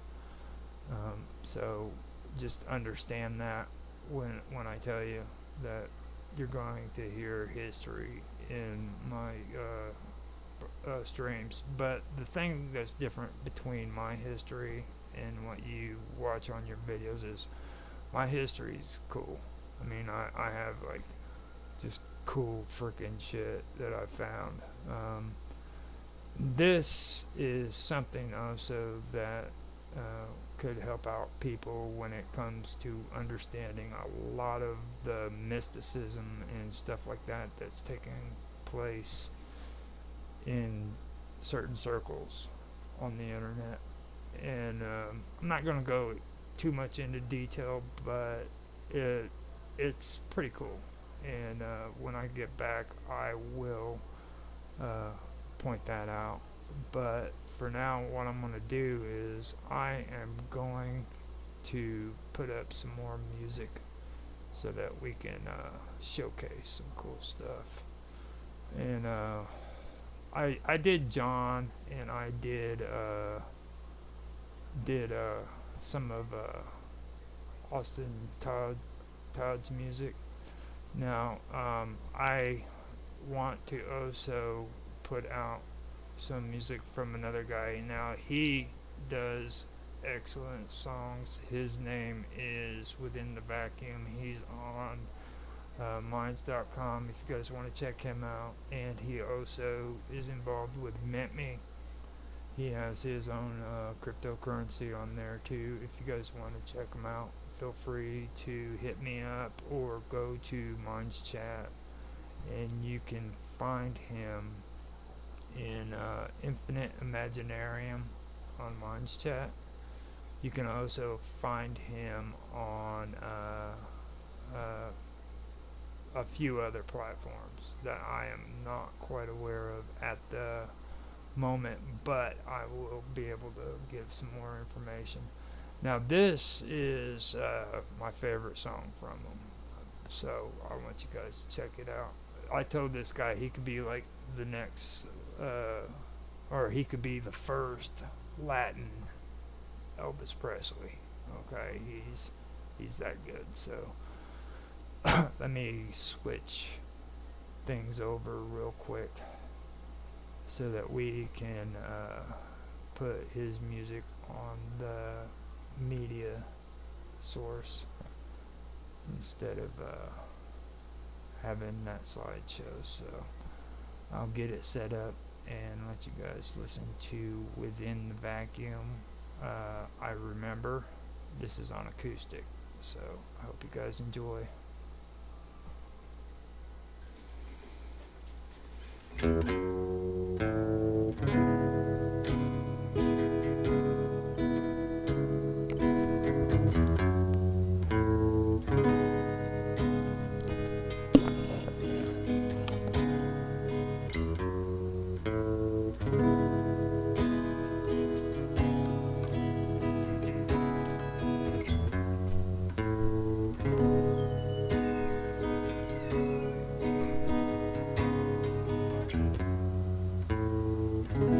The visual spectacle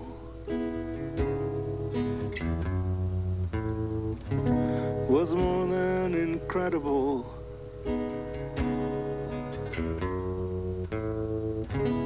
The visual spectacle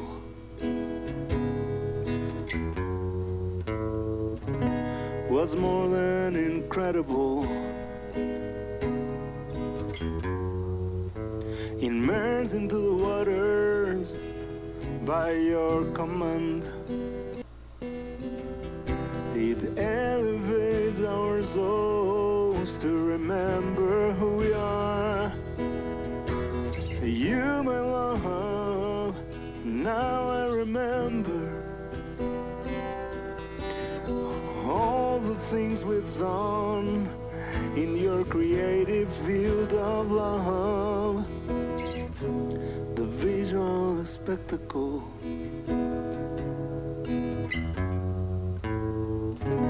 was more than incredible.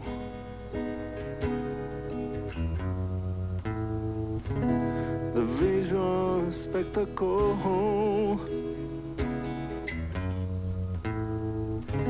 was more than incredible. Beyond the limits, there are no laws. We set it higher in the sky where no one ever flies. You, my love, now I remember all the moments in our past lives. Yeah, I remember now. Now I remember.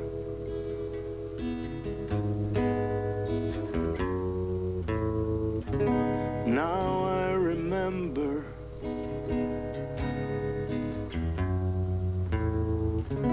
Now I remember.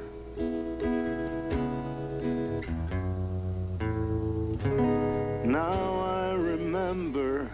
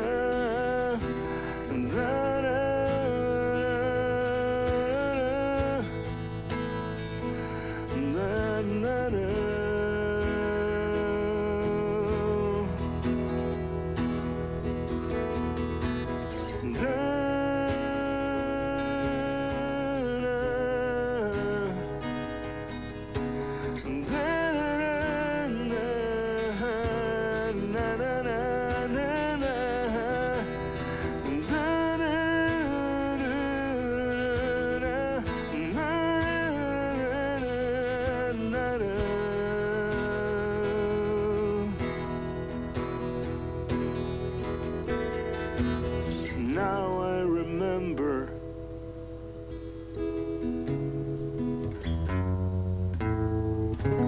Now I remember.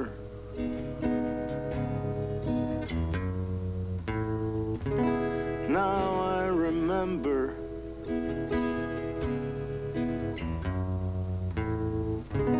Now I remember.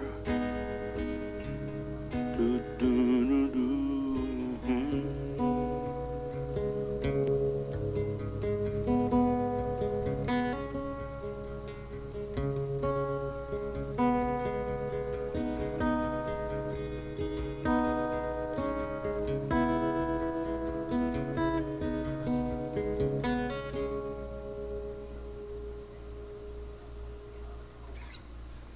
That one's called I Remember.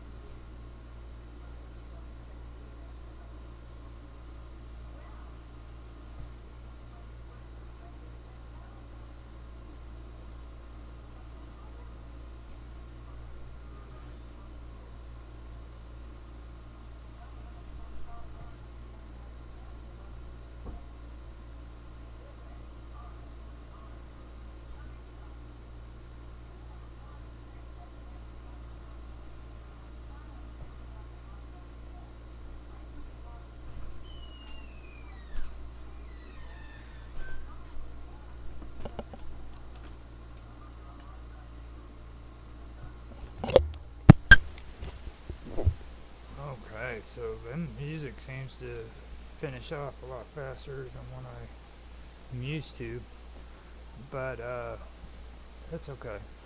So I guess the best thing for me to do is to get right back into what I was talking about. I'll get the slideshow up here in a minute, but hope you guys enjoyed that. That's Within the Vacuum. You can find him on minds.com. You can also find him with Minds Chat, and that's with Infinite Imaginarium. If you guys are interested in seeing more of him, or hearing more of him, he's got a lot of projects that he's taken, that he's doing concerning music, and he's doing really good things with concerns to his community and things of that nature. So that's somebody that you should really get to know, hook up with. I believe he's on X too. So, and you can find him in my my profile. If you go on there, you can see where he's reminded of a lot of my stuff. So he's a real good guy, somebody that you should really check into. He's got a lot of good stuff going on right now, and I'm just basically running my mouth so that I can find that freaking slideshow so you guys know. But here we go. We have the slideshow back up, and I guess I can go on with the next group of topics that I want to mention. Now, this is stuff that I wanted to go through, and I did make notes on it because this is stuff that I really do enjoy doing, and I want to get the information straight because just to give you a little background history on me, I have always been fascinated with history. I was a horrible student in school. I didn't make very good grades, but the one thing I can tell you about is I loved history. That's all I've ever talked about, even from the time I was a kid. But with that being said, I'd like to also mention something that was brought up in my interview with Mark from Progress Productions or Dragus Productions, that he mentioned, and it's he said something that I can relate to. Like as I told you before many times, that I've been in partnership with old John Clark with Wonderful World of Weirdness, and before that I started my own channel up that I started from scratch, and it's called Strange Stories. Now, before it was Strange Stories, it was named The Strange, the Bizarre, and the Unusual. I like it. Now, I ended up changing the name to make it shorter for purposes concerning SEO and search engines and stuff like that. But it's always been the same thing.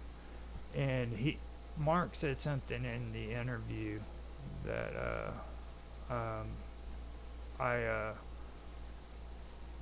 I agree with. He said that it's really hard to get away from the whole paranormal UFO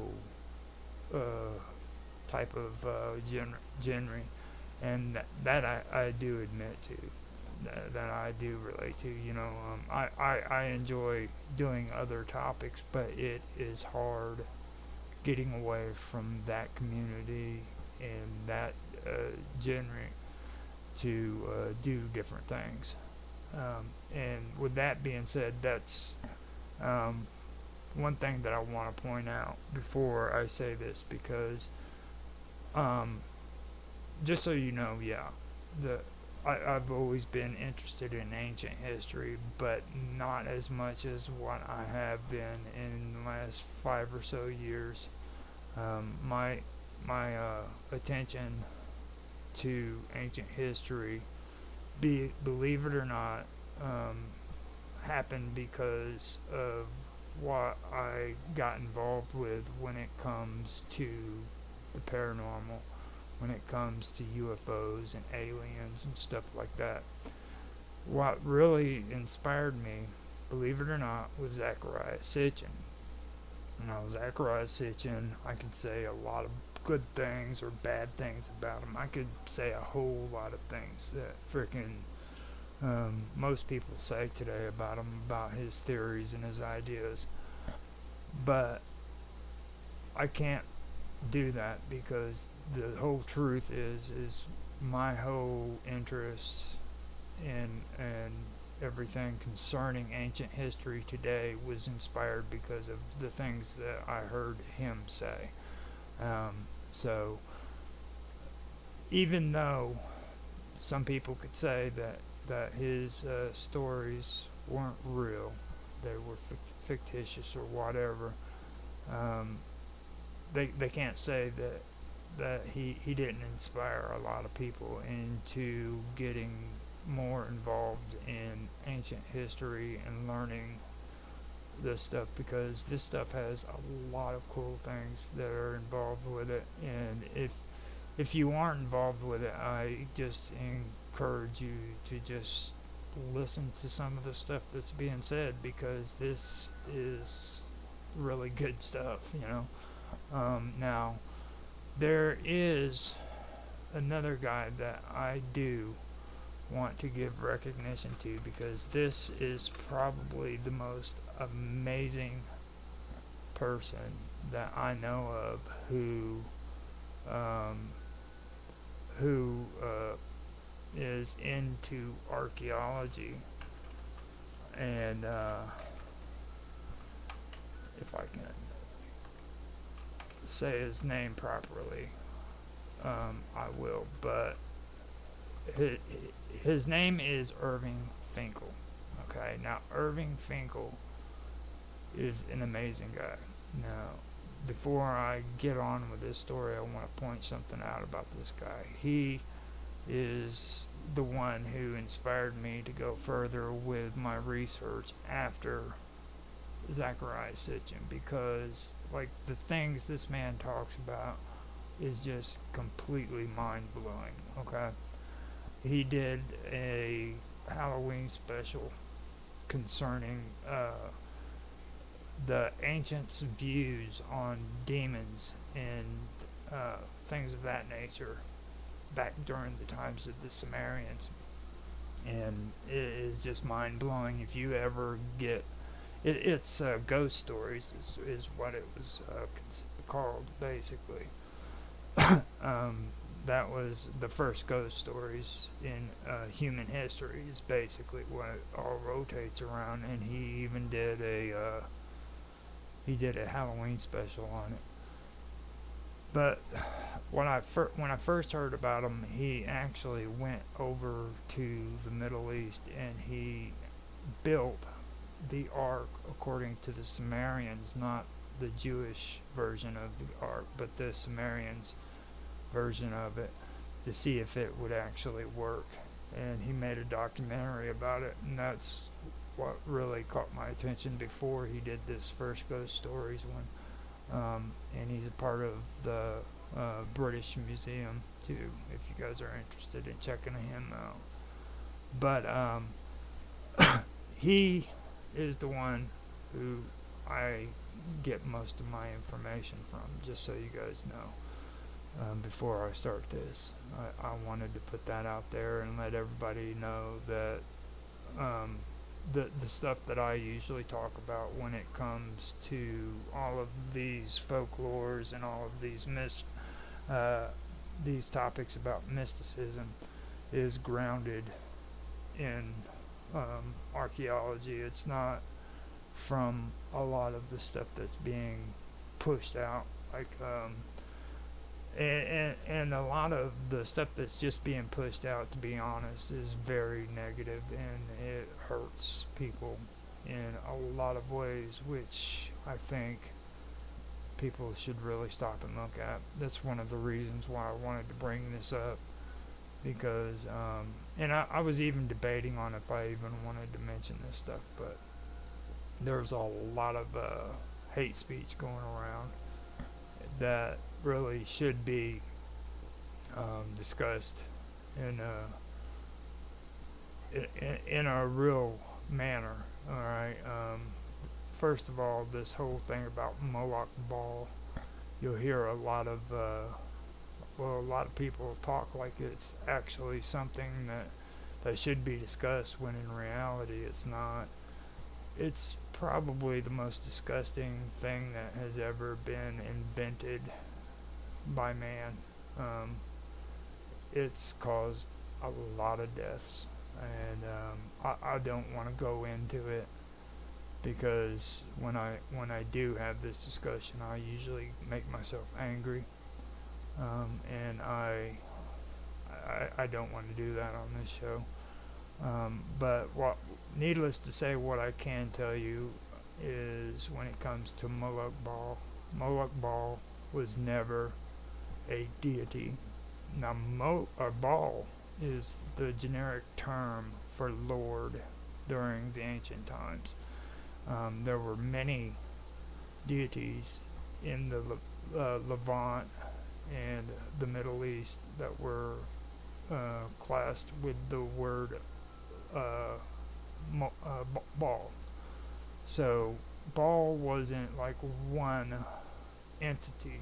It was a number of them that the Canaanites used as a term, like El in the Sumerians is the term for Lord. That's what Baal is to the Canaanites. Okay, so getting on and past that, we go to this deity called Moloch, or Molog.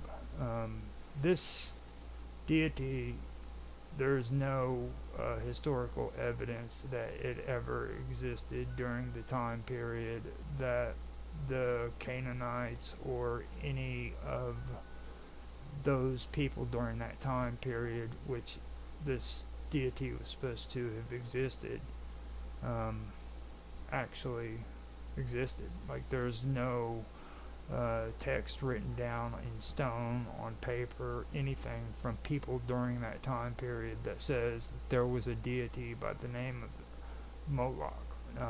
This term came about during the time of Christianity. Christians created the deity Moloch.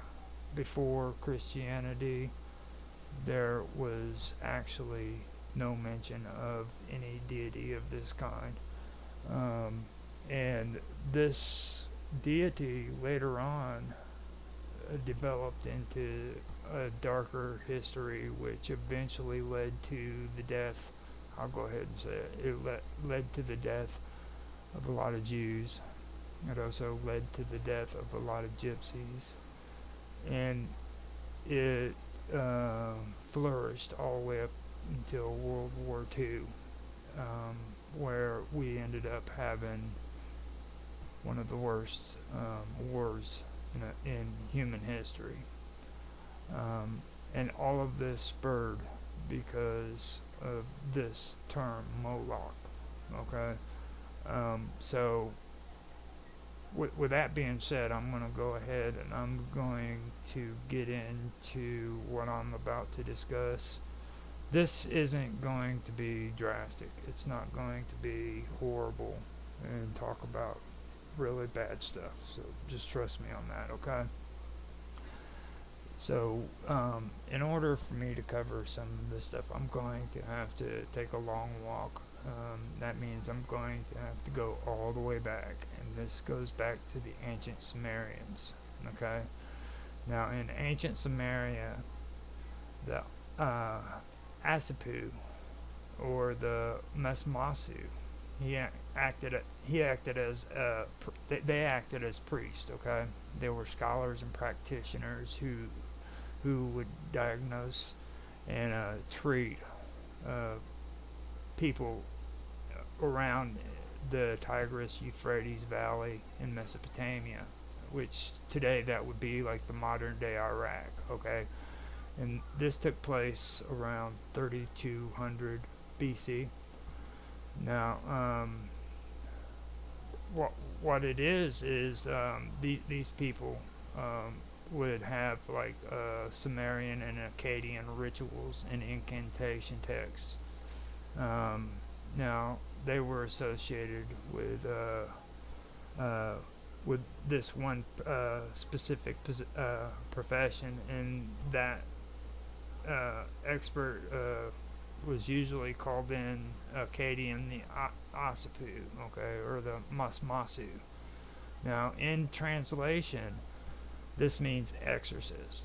So, like when you hear about exorcists in movies like The Exorcism, or you hear about exorcisms that took place in the Bible and everything, that's where this all originally came from. It came from ancient Sumerians. Now, the thing that I thought was kind of hilarious was Finkel and his take on these exorcisms, because he thought that Hollywood should be sued for character assassination, I believe he said. It's been a while since I watched this video, and I should watch it again because it was really hilarious. I love this guy.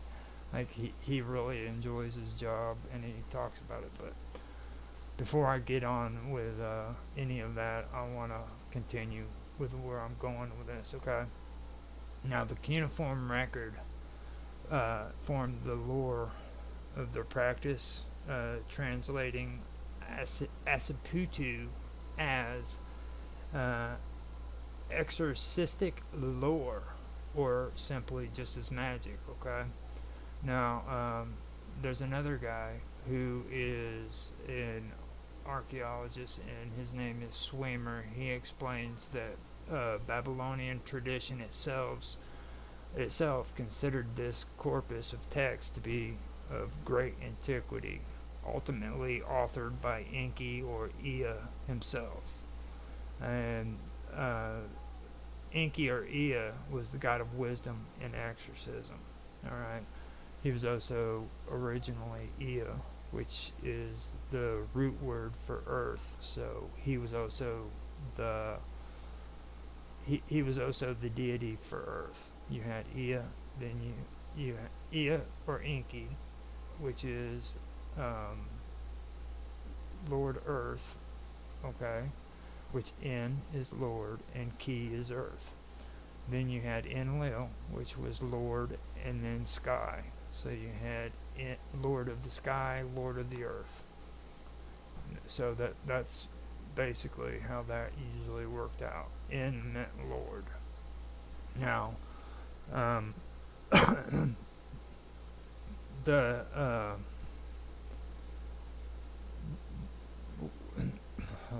had some problems with my throat. Now, some have described Isipu as experts in white magic. At the time, ideas of science, religion, and witchcraft were closely intertwined, and it formed a basis for the Isiputu. And so basically what it was is they didn't differentiate between science, religion, and witchcraft. They were all one and the same. Okay, so that that's the thing that one thing that you do have to understand. That's what Isiputu was. It was like it was intertwined with one another. So they considered science, religion, and witchcraft all the same. The practice used by Isiputu was what they used to combat sorcery and to heal diseases and stuff like that. So it was kind of a combination of all of it. Okay. Now the Isipu studied omens and symbols of symptoms as well to formulate a prediction of the future for a subject and then perform epitropic rituals in the attempt to change unfavorable fate. Okay, so in order to change a person's fate, they would practice these rituals, and they would study omens, and they would study like physical symptoms of somebody who they believed were cursed or had this sickness or that sickness, and that was to try to change unfavorable fates. So they believed in the fates. Now, Asipu, they directed medical treatment at the Assyrian courts, and that's where they predicted the course of the disease from signs observed on a patient's body, and then they offered incantations and other magic as well as the remedies indicated by the diagnosis. So the Isipu visited sick people's houses and were tasked with predicting the patient's future. In other words, would he live or would he die? You know what I mean? Things of that nature.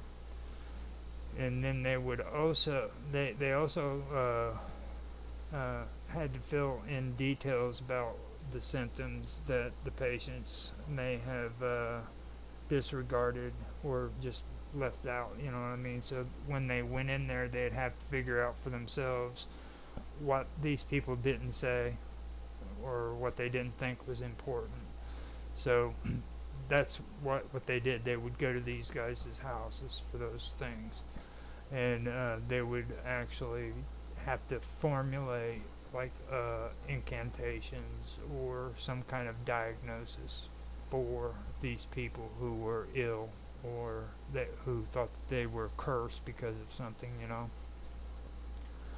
Now, the purpose of the visits was to identify the divine sender of the illness based on the symptoms of a specific ailment. So first they had to detect what the ailment was, and then they had to identify the divine sender of the illness based on the symptoms. Okay, so now in ancient Babylon and Assyria, there were some things that took place too. Now, this is all associated with Marduk, and this had to do with his consort, Sarpanet, I believe is how you say it. And it's grouped around the pair as princes around a throne, and these were all chief deities, you know what I'm saying? So these were the all of the pantheons, the ones that were from Assyria to what was later known as Babylon and Assyria. So you had these deities that were worshipped in Assyria or Samaria. And as Babylon came along, what happened was there was a change in deities. And the reason for that, from what I can tell, was because nameless gods became lesser gods to people of Babylon. Alright? Whereas before, when it was Samaria, they had, nameless gods. You had Enlil, which was Lord of the sky. You had Enki, which was Lord of the earth. Then you had Anana, which Anana is actually Ishtar. They just changed her name. And these were basically nameless gods.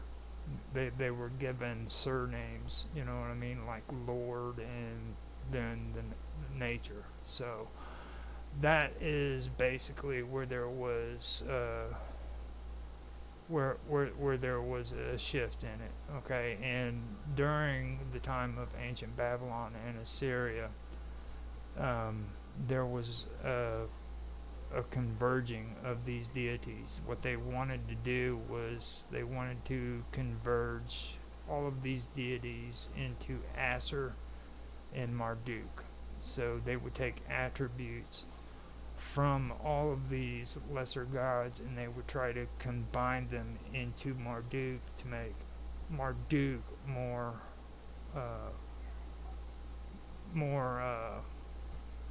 well, I guess you could say he would be more outspoken. He would be a higher god than the other ones because he was greater. You know what I mean? He was at the top of the pantheon, just like Asser. They did that in Assyria. So Assyria had Asser, and then in Babylon they had Marduk. Then they had his consort, which was Serpenet. I always had a hard time. Serpenet. I always had a hard time saying that name. And grouped around this pair, that was where the chief deities of the older centers like Ea and Damkina and Eridu. Of Eridu came from and or was, and then there was Nebu and Tesmet of Barsipha. Then you had Nergal and Alatu of Akutha. Also, you had Shamash and A of Sippar. So you had Sin and Ningal of Ur, as well as pairs like Raman or Adad. Now, Adad is a name that was very important back then, too.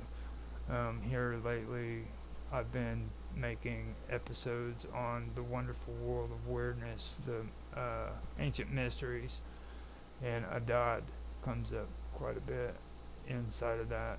That's some pretty good stuff. We've been doing, or me and Karma Love were doing a series concerning the ancient world and these deities and things of that nature. So that there's a lot of cool stuff that's coming out on there. If you guys want to check that out, feel free to do so. But what I'm saying now is like Adad is very important in all of this.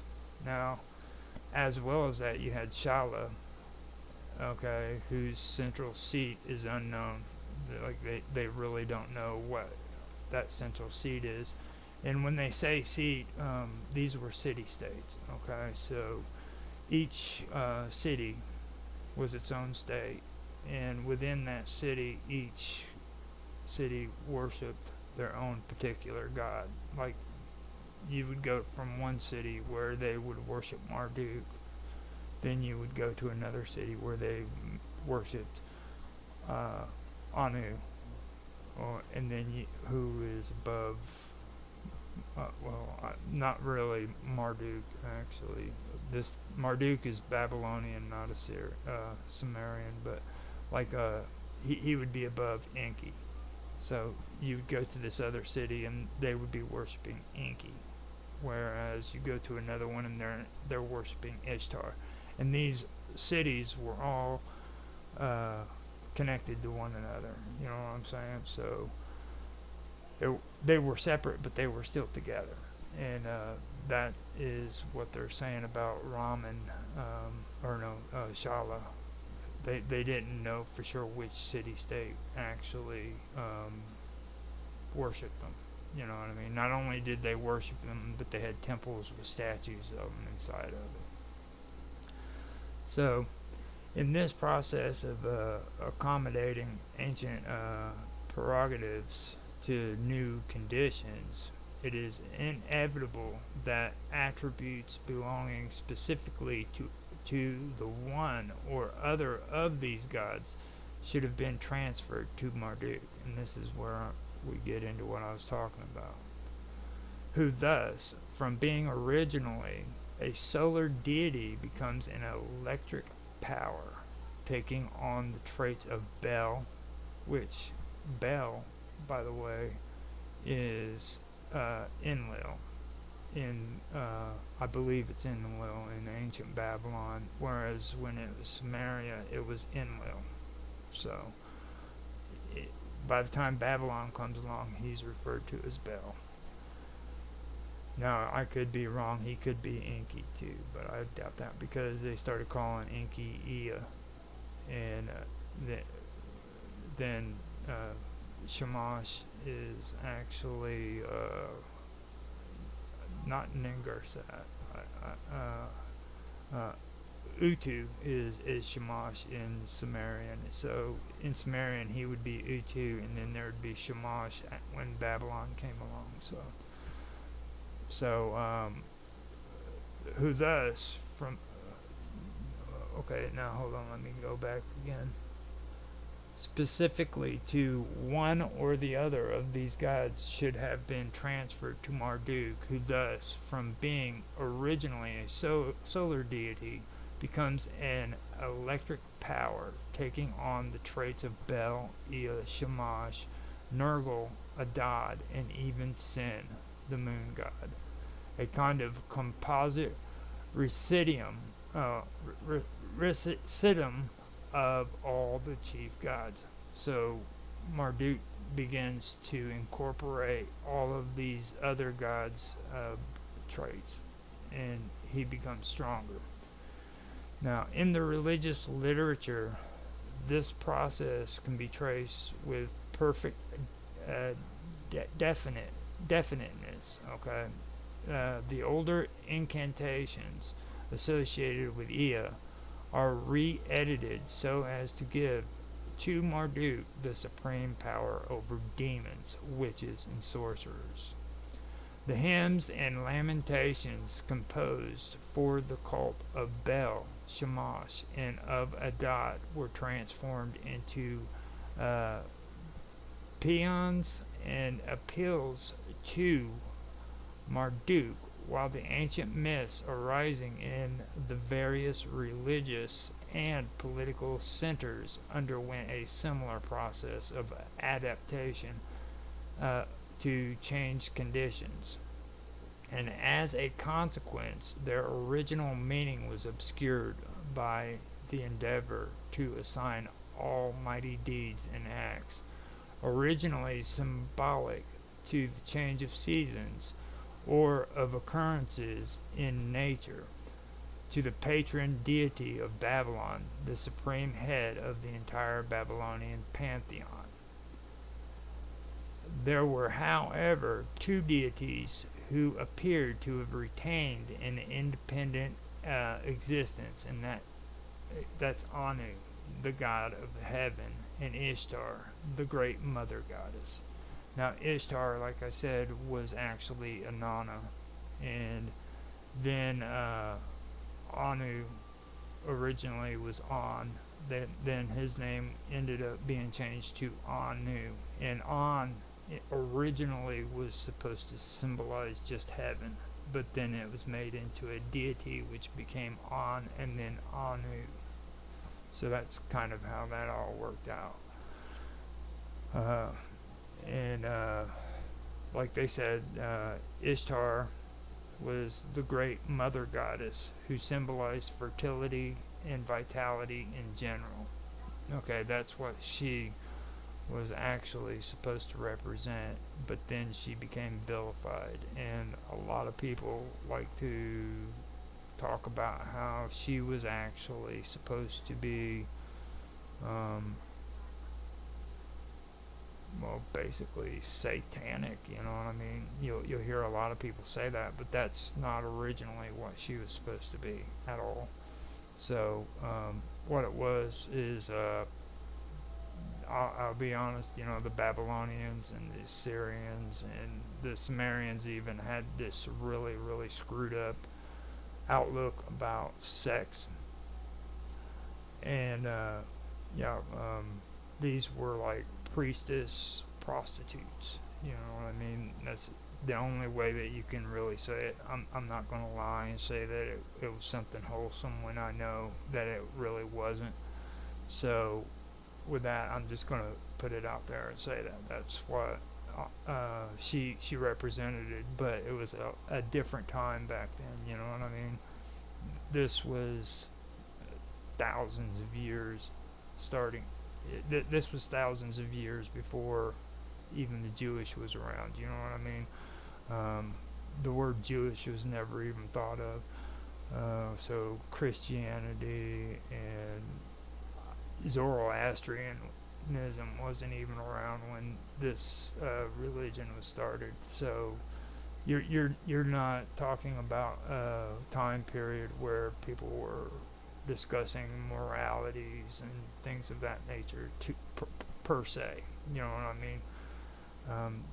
I'm sure they did have lessons, but I don't think it had very much to do with the things that people believe in today. So I just wanted to say that. Now, there were, however, two deities, like I said, and that was Ishtar, the great mother goddess, who symbolized fertility and vitality in general. There are some reasons for believing that the oldest seat, and possibly the original seat, of the Anu cult was in Uruk, as it is there where the Ishtar cult that subsequently spread throughout Babylonia and Assyria took its rise. While Anu, with whom there was associated as a pale reflection of a consort Antum, assigned to him under the influence of the widely prevalent view among the early Semites, which conceived of gods always in pairs. Now, see, this is what I was trying to make a point with when it came to Semites and what people believe about Semites. Like, Semites were all over the Middle East, okay? There were Semites that were a part of Israel, don't get me wrong, and Semites all over the Levant. But Semites didn't originate in that area. They didn't originate in one specific area of the Middle East or, the Orient. They were actually everywhere. Like, Semites were people who spoke Semitic. Okay, this is another issue that I've had with people where they think that being Semitic was genetic. Okay, and that's not what the case is. This is about linguistics. As a matter of fact, with the Sumerians.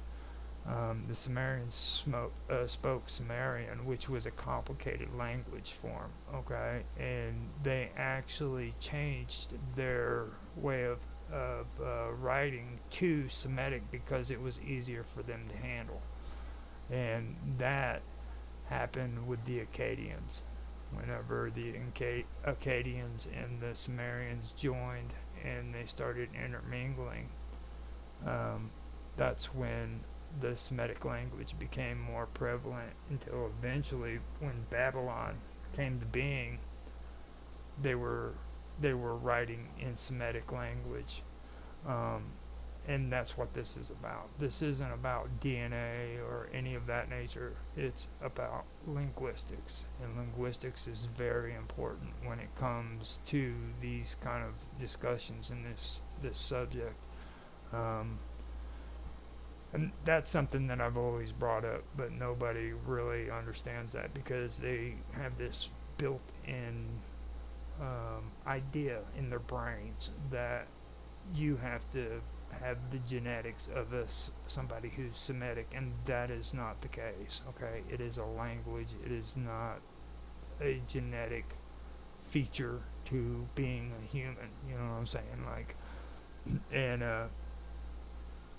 I've mentioned this a few times, and a lot of people still have a hard time with it, but that's something that I did want to bring up here, because this also is something that it's hard for a lot of people to comprehend. You know, people don't want to hear the fact that Semitics were around before the Jewish religion. They were around before any of the stuff that we believe today. I mean, they've been around just like Aryans. Okay, the word Aryan became notorious within the last 100 years. You know what I mean? Because of World War II. But at one time, it wasn't that way. People didn't have a problem with it. I mean, Iran, for goodness sakes, is basically named off of the root word for Aryan. You know, then you had the Indo-Aryans, and now it's been changed to the Indo-European, or the Indo-Europeans, because that's more politically correct in some people's eyes.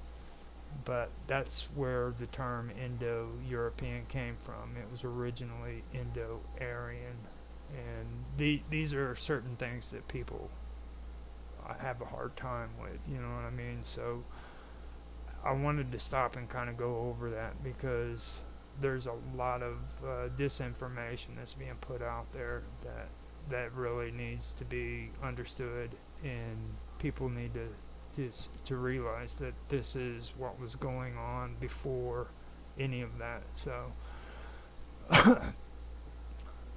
now that I am done with my rant, I can figure out where I left off in my notes. I hope that made sense, by the way. I that was not scripted at all whatsoever, if you didn't notice. Now, while Anu, with whom there was associated with the pale reflection a consort, Anton, assigned to him under the influence of the widely prevalent view among the early Semites, which conceived of gods always in pairs, remained more or less of an abstraction during the various periods of the Babylonian Assyrian religion, and taking little part in the active cult of the temples. His unique position as the chief god of the highest heavens was always recognized by the theological system developed by the priest, which found an expression in making him the first figure of the triad, consisting of Anu, Bel, and Ea, among whom the priest divided the three divisions of the universe: the heavens, the earth, with the atmosphere above it, and the watery expanse, respectively. Now, this would be the beginnings of what astronomy or astrology believes in with the great houses. So they're starting to form kind of a well, I'll just keep on reading. Now we'll go into astral theology. So that's basically what this is, where all of this was started. Okay, so as the first triad symbolized the three divisions of the universe, the heavens, the earth, and the watery elements, so the second represented the three great forces of nature: the sun, the moon, and the life-giving power. According as the one or the other aspect of such power is brought into the foreground, Ishtar becomes the mother of mankind, the fertile earth, the goddess of sexual love, and the creative force among animals, while at times she appears in hymns and myths as the general personification of nature. An important factor which thus served to maintain the rites in a more or less stable condition was the predominance of what may be called the astral theology as the theoretical substratum of the Babylonian religion, and which is equally pronounced in the religious system of Assyria. The essential feature of this astral theology is the assumption of a close link between the movements going on in the heavens and the occurrences on earth, which led to identifying the gods and goddesses with heavenly bodies, planets, and stars, besides sun and moon, and to assign the seats of all the deities in the heavens. The personification of the two great luminaries, the sun and the moon, was the first step in the unfolding of this system, and this was followed by placing the other deities where Shamash and Sin had their seats. Now, this process, which reached its culmination in the post-Qumarabic period, and that's Hammurabi period, led to identifying the planet Jupiter with Marduk. So Jupiter becomes Marduk, Venus becomes Ishtar, Mars with Nergal, Mercury with Nebo, and Saturn with Ninib. The system represents the harmonious combination of two factors, one of popular origin, the other the outcome of speculation in the schools attached to the temples of Babylonia. The popular factor is the belief in the influence exerted by the movements of the heavenly bodies on occurrences on earth, a belief naturally suggested by the dependence of life, vegetation, and guidance upon the two great luminaries. Starting with this belief, the priests built up the theory of the close correspondence between occurrences on earth and phenomena in the heavens. The heavens presenting a constant change even to the superficial observer. The conclusion was drawn of a connection between the changes and the ever-changing movement in the fate of individuals and of nature, as well as the appearance of nature. To read the signs of the heavens was therefore to understand the meaning of occurrences on earth, and with this accomplished, it was also possible to foretell what events were portended by the position and relationship to one another of sun, moon, planets, and certain stars. Myths that symbolize changes in seasons or occurrences in natures were projected on the heavens, which were mapped out to correspond to the divisions of the earth. All the gods, great and small, had their places assigned to them in the heavens, and facts, including such as fell within the domain of political history, were interpreted in terms of astral theology. So completely did this system in the course of time sway men's minds that the cult, from being an expression of animistic beliefs, took on the color derived from the astral interpretation of occurrences and doctrines. It left its trace in incantations, omens, and hymns, and it gave birth to astronomy, which was assiduously cultivated because a knowledge of the heavens was the very foundation of the system of belief unfolded by the priests of Babylonia and Assyria. Chaldean wisdom became in the classical world the synonym of this science, which in its character was so essentially religious. The persistent prominence prominence which astrology continued to enjoy down to the borderline of the scientific movement of our own days, and which is directly traceable to the divination methods perfected in the Euphrates Valley as a tribute to the scope and influence attained by the astral theology of the Babylonian and Assyrian priests. Now, as an illustration of the manner in which the doctrines of the religion were made to conform to the all-pervading astral theory, it will be sufficient to refer to the modification undergone in this process of the view developed in a very early period, which apportioned the control of the universe among the three gods Anu, Bel, and Ea, disassociating these gods from all local connections. Anu became the power presiding over the heavens. To Bel was assigned the earth and the atmosphere immediately above it, and Ea ruled over the deep.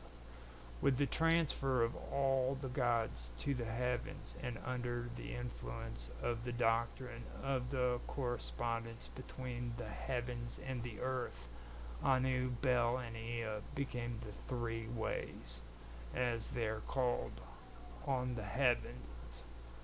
The ways appear in this instance to have been the designation of the ecliptic circle, which was divided into three sections or zones, a north, a middle, and a southern zone. Anu being assigned to the first, Bel to the second, and Ea to the third zone.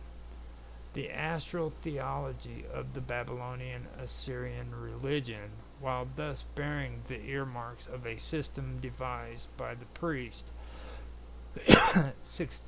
succeeded in assimilating the beliefs which represented the earlier attempts to systemize the more popular aspects of the religion, and in this way a unification of diverse elements was secured that led to interpreting the contents of the form of the religion in terms of astral theological system of the astral theological system. So that is basically going through and explaining the whole thing behind astral theology when it came to the ancient world and what it meant. Okay, this is kind of where a lot of the stuff I was discussing took its place among history, and it actually turned out to be pretty vicious, to be honest with you, because this goes even deeper. Now, the Babylonian Assyrian influence, the influence exerted by the Babylonian Assyrian religion was particularly profound on the Semites, while the astral theology affected the ancient world in general, including the Greeks and Romans. The impetus to the purification of the old Semite religion, to which the Hebrews for a long time clung in common with their fellows, the various branches of nomadic Arabs, was largely furnished by the remarkable civilization unfolded in the Euphrates Valley, and in many of the traditions, myths, and legends embodied in the Old Testament, traces of direct borrowing from Babylonia may be discerned, while the indirect influence in the domain of the prophetic books, as also in the Psalms and in the so-called wisdom literature, are even more noteworthy. Even when we reach the New Testament period, we have not passed entirely beyond the sphere of Babylonian Assyrian influence. In such a movement as early Christianity, Gnosticism, Babylonian elements modified, to be sure, and transformed are largely present, while the growth of an apocalyptic literature is ascribed with apparent justice by many scholars to the recrudescence of views, the ultimate source of which is to be found in the astral theology of the Babylonian and Assyrian priests. Now, signs that angelic beings are close by, or messages that you yourself are a divine aspect of the universe, a master at being yourself, signifying intuition, insight, and enlightenment. Having a clear message from the universe to become conscious and aware, or a spiritual awakening that signifies that you are on the right path and your actions are aligned with your soul's purpose. This also represents a moment of clarity, in which one door closes and another door opens. So this is all related to a lot of what's being discussed here when it comes to astronomy and or astrology and the Babylonians and the Assyrian religions and things of that nature. This goes back farther, and it reflects in a lot of the old Jewish mysticisms, and a lot of these these mystics and the stories that go along with them, they've been used in very, very bad ways, and this is kind of what I'm getting into now. I'm having a hard time right now, so I am in the process of getting my throat cleared. I've been coughing a lot. It's probably because of all the reading that I've been doing, but we're like 13 minutes over the 3 hours thing, so I'm going to go ahead and keep reading. Now, with everything that I just read, it takes us into demons that were believed to exist back in the ancient world. Now, there is the Udog, okay? The Udog, later known in Akkadian as the Atuku, were an ambiguous class of demons. Now, the ancient Mesopotamian mythology, that's where this came from, okay? Now, they were different from the Dengar, the Anunnaki, and the Agigi, okay?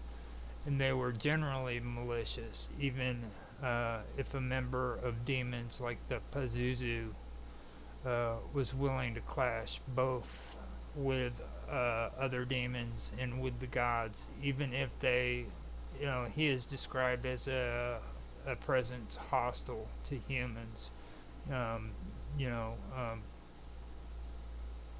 That's what they were generally supposed to be, malicious.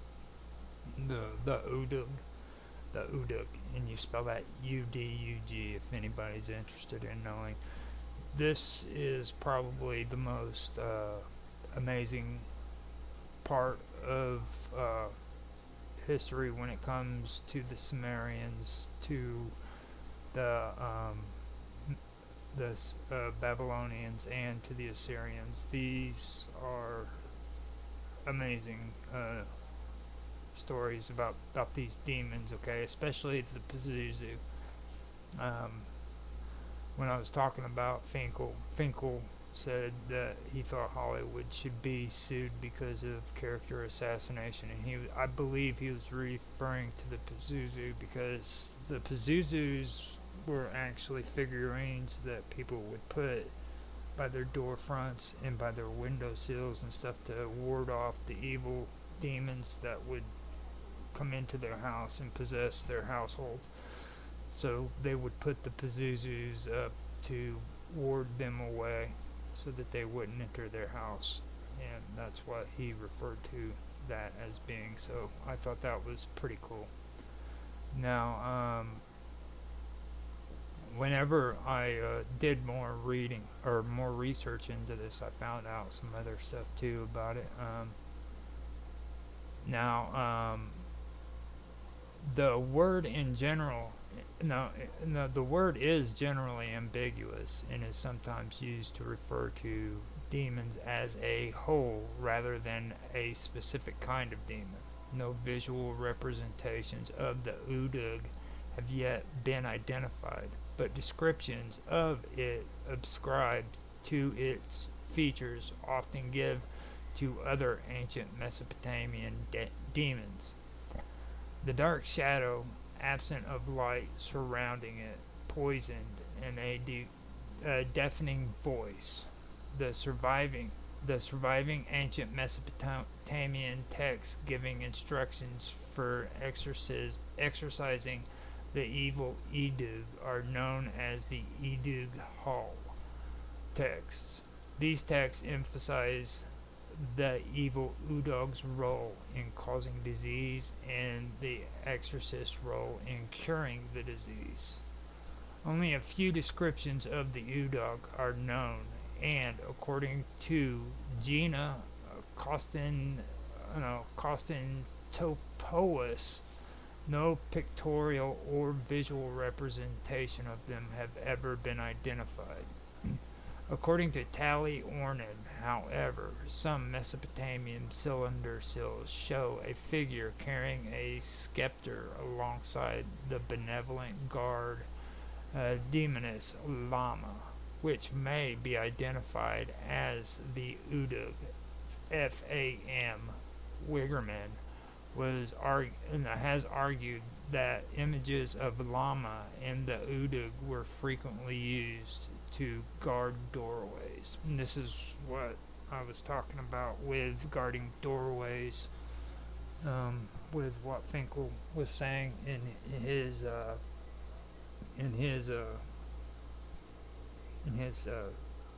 documentary, or his shows, his streams, which were pretty cool. So, if you ever get a chance to check those out, then go for it. Now, I do have some notes that I did want to go over, but we are going pretty late. Maybe at some other time when I come back to this, I could go over it, but these were about the incantations and stuff of that nature, so I did want to do that, but I think I can hold off until another time so that I can actually get back to this. And I did not realize that I forgot to put my media source back on there.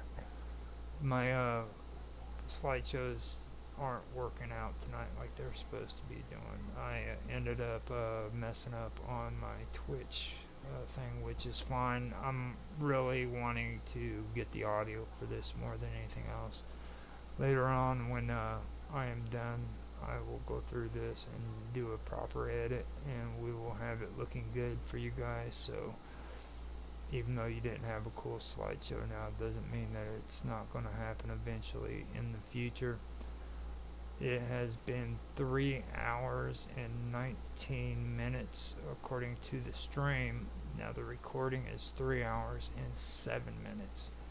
So I am going to give this a end. I actually made it to 3 hours, and I am grateful for doing that. This is the first time I've been able to do a 3-hour stream on my own. 3 hour and 20 minutes stream on my own, and much less 3 hours and 7 minutes, so I'm happy for that. Hopefully that last part didn't bore you guys too much, but What I'm trying to get at, and I really do hope that you guys do some research into this, is that these demons that um, I've been referring to, there's a list of them, and if you go through them, you will find out that a lot of the members of these demons are some of them that have been handed down throughout time, like Lilith in Lilith's cave, which is a part of Jewish mysticism. That is actually Ardet Lily, and this is a shadow demon with features of a woman, dogs, and Scorpio, and they're supposed to be like children devourers. This is an example of what I'm talking about. This actually occurred thousands of years before the Jewish religion was even thought of. So these are things that we need to understand. Like, this goes farther back than just Jewish people or Semites, or it goes back to the beginning of civilization. So there's other things in here too, in the whole story behind Lilith is ancient. It goes all the way back to the Sumerians, and it's something that I think is pretty cool to actually do research on. But it can be a different opinion with each person, you know what I mean? And these were demons that caused problems like headaches and migraines and stuff of that nature, you know. And these priests had to figure out how to cure people of ailments like that, and then be able to foretell if the people were going to live or die, you know, and things of that nature. So this stuff, man, is something that I learned from Finkel. Like I said, he's an amazing man, Irving Finkel. Check him out. He's a philologist and an Assyriologist, and he's an amazing person, and I would like to give a shout out to him because he is cool as hell. There ain't nobody that's better than him in that field, so you can't convince me otherwise. So with that, I am going to go ahead and shut up and end this stream. Thank you guys for watching, and feel free to leave a comment, a like, a share, whatever, you know, and I will talk to you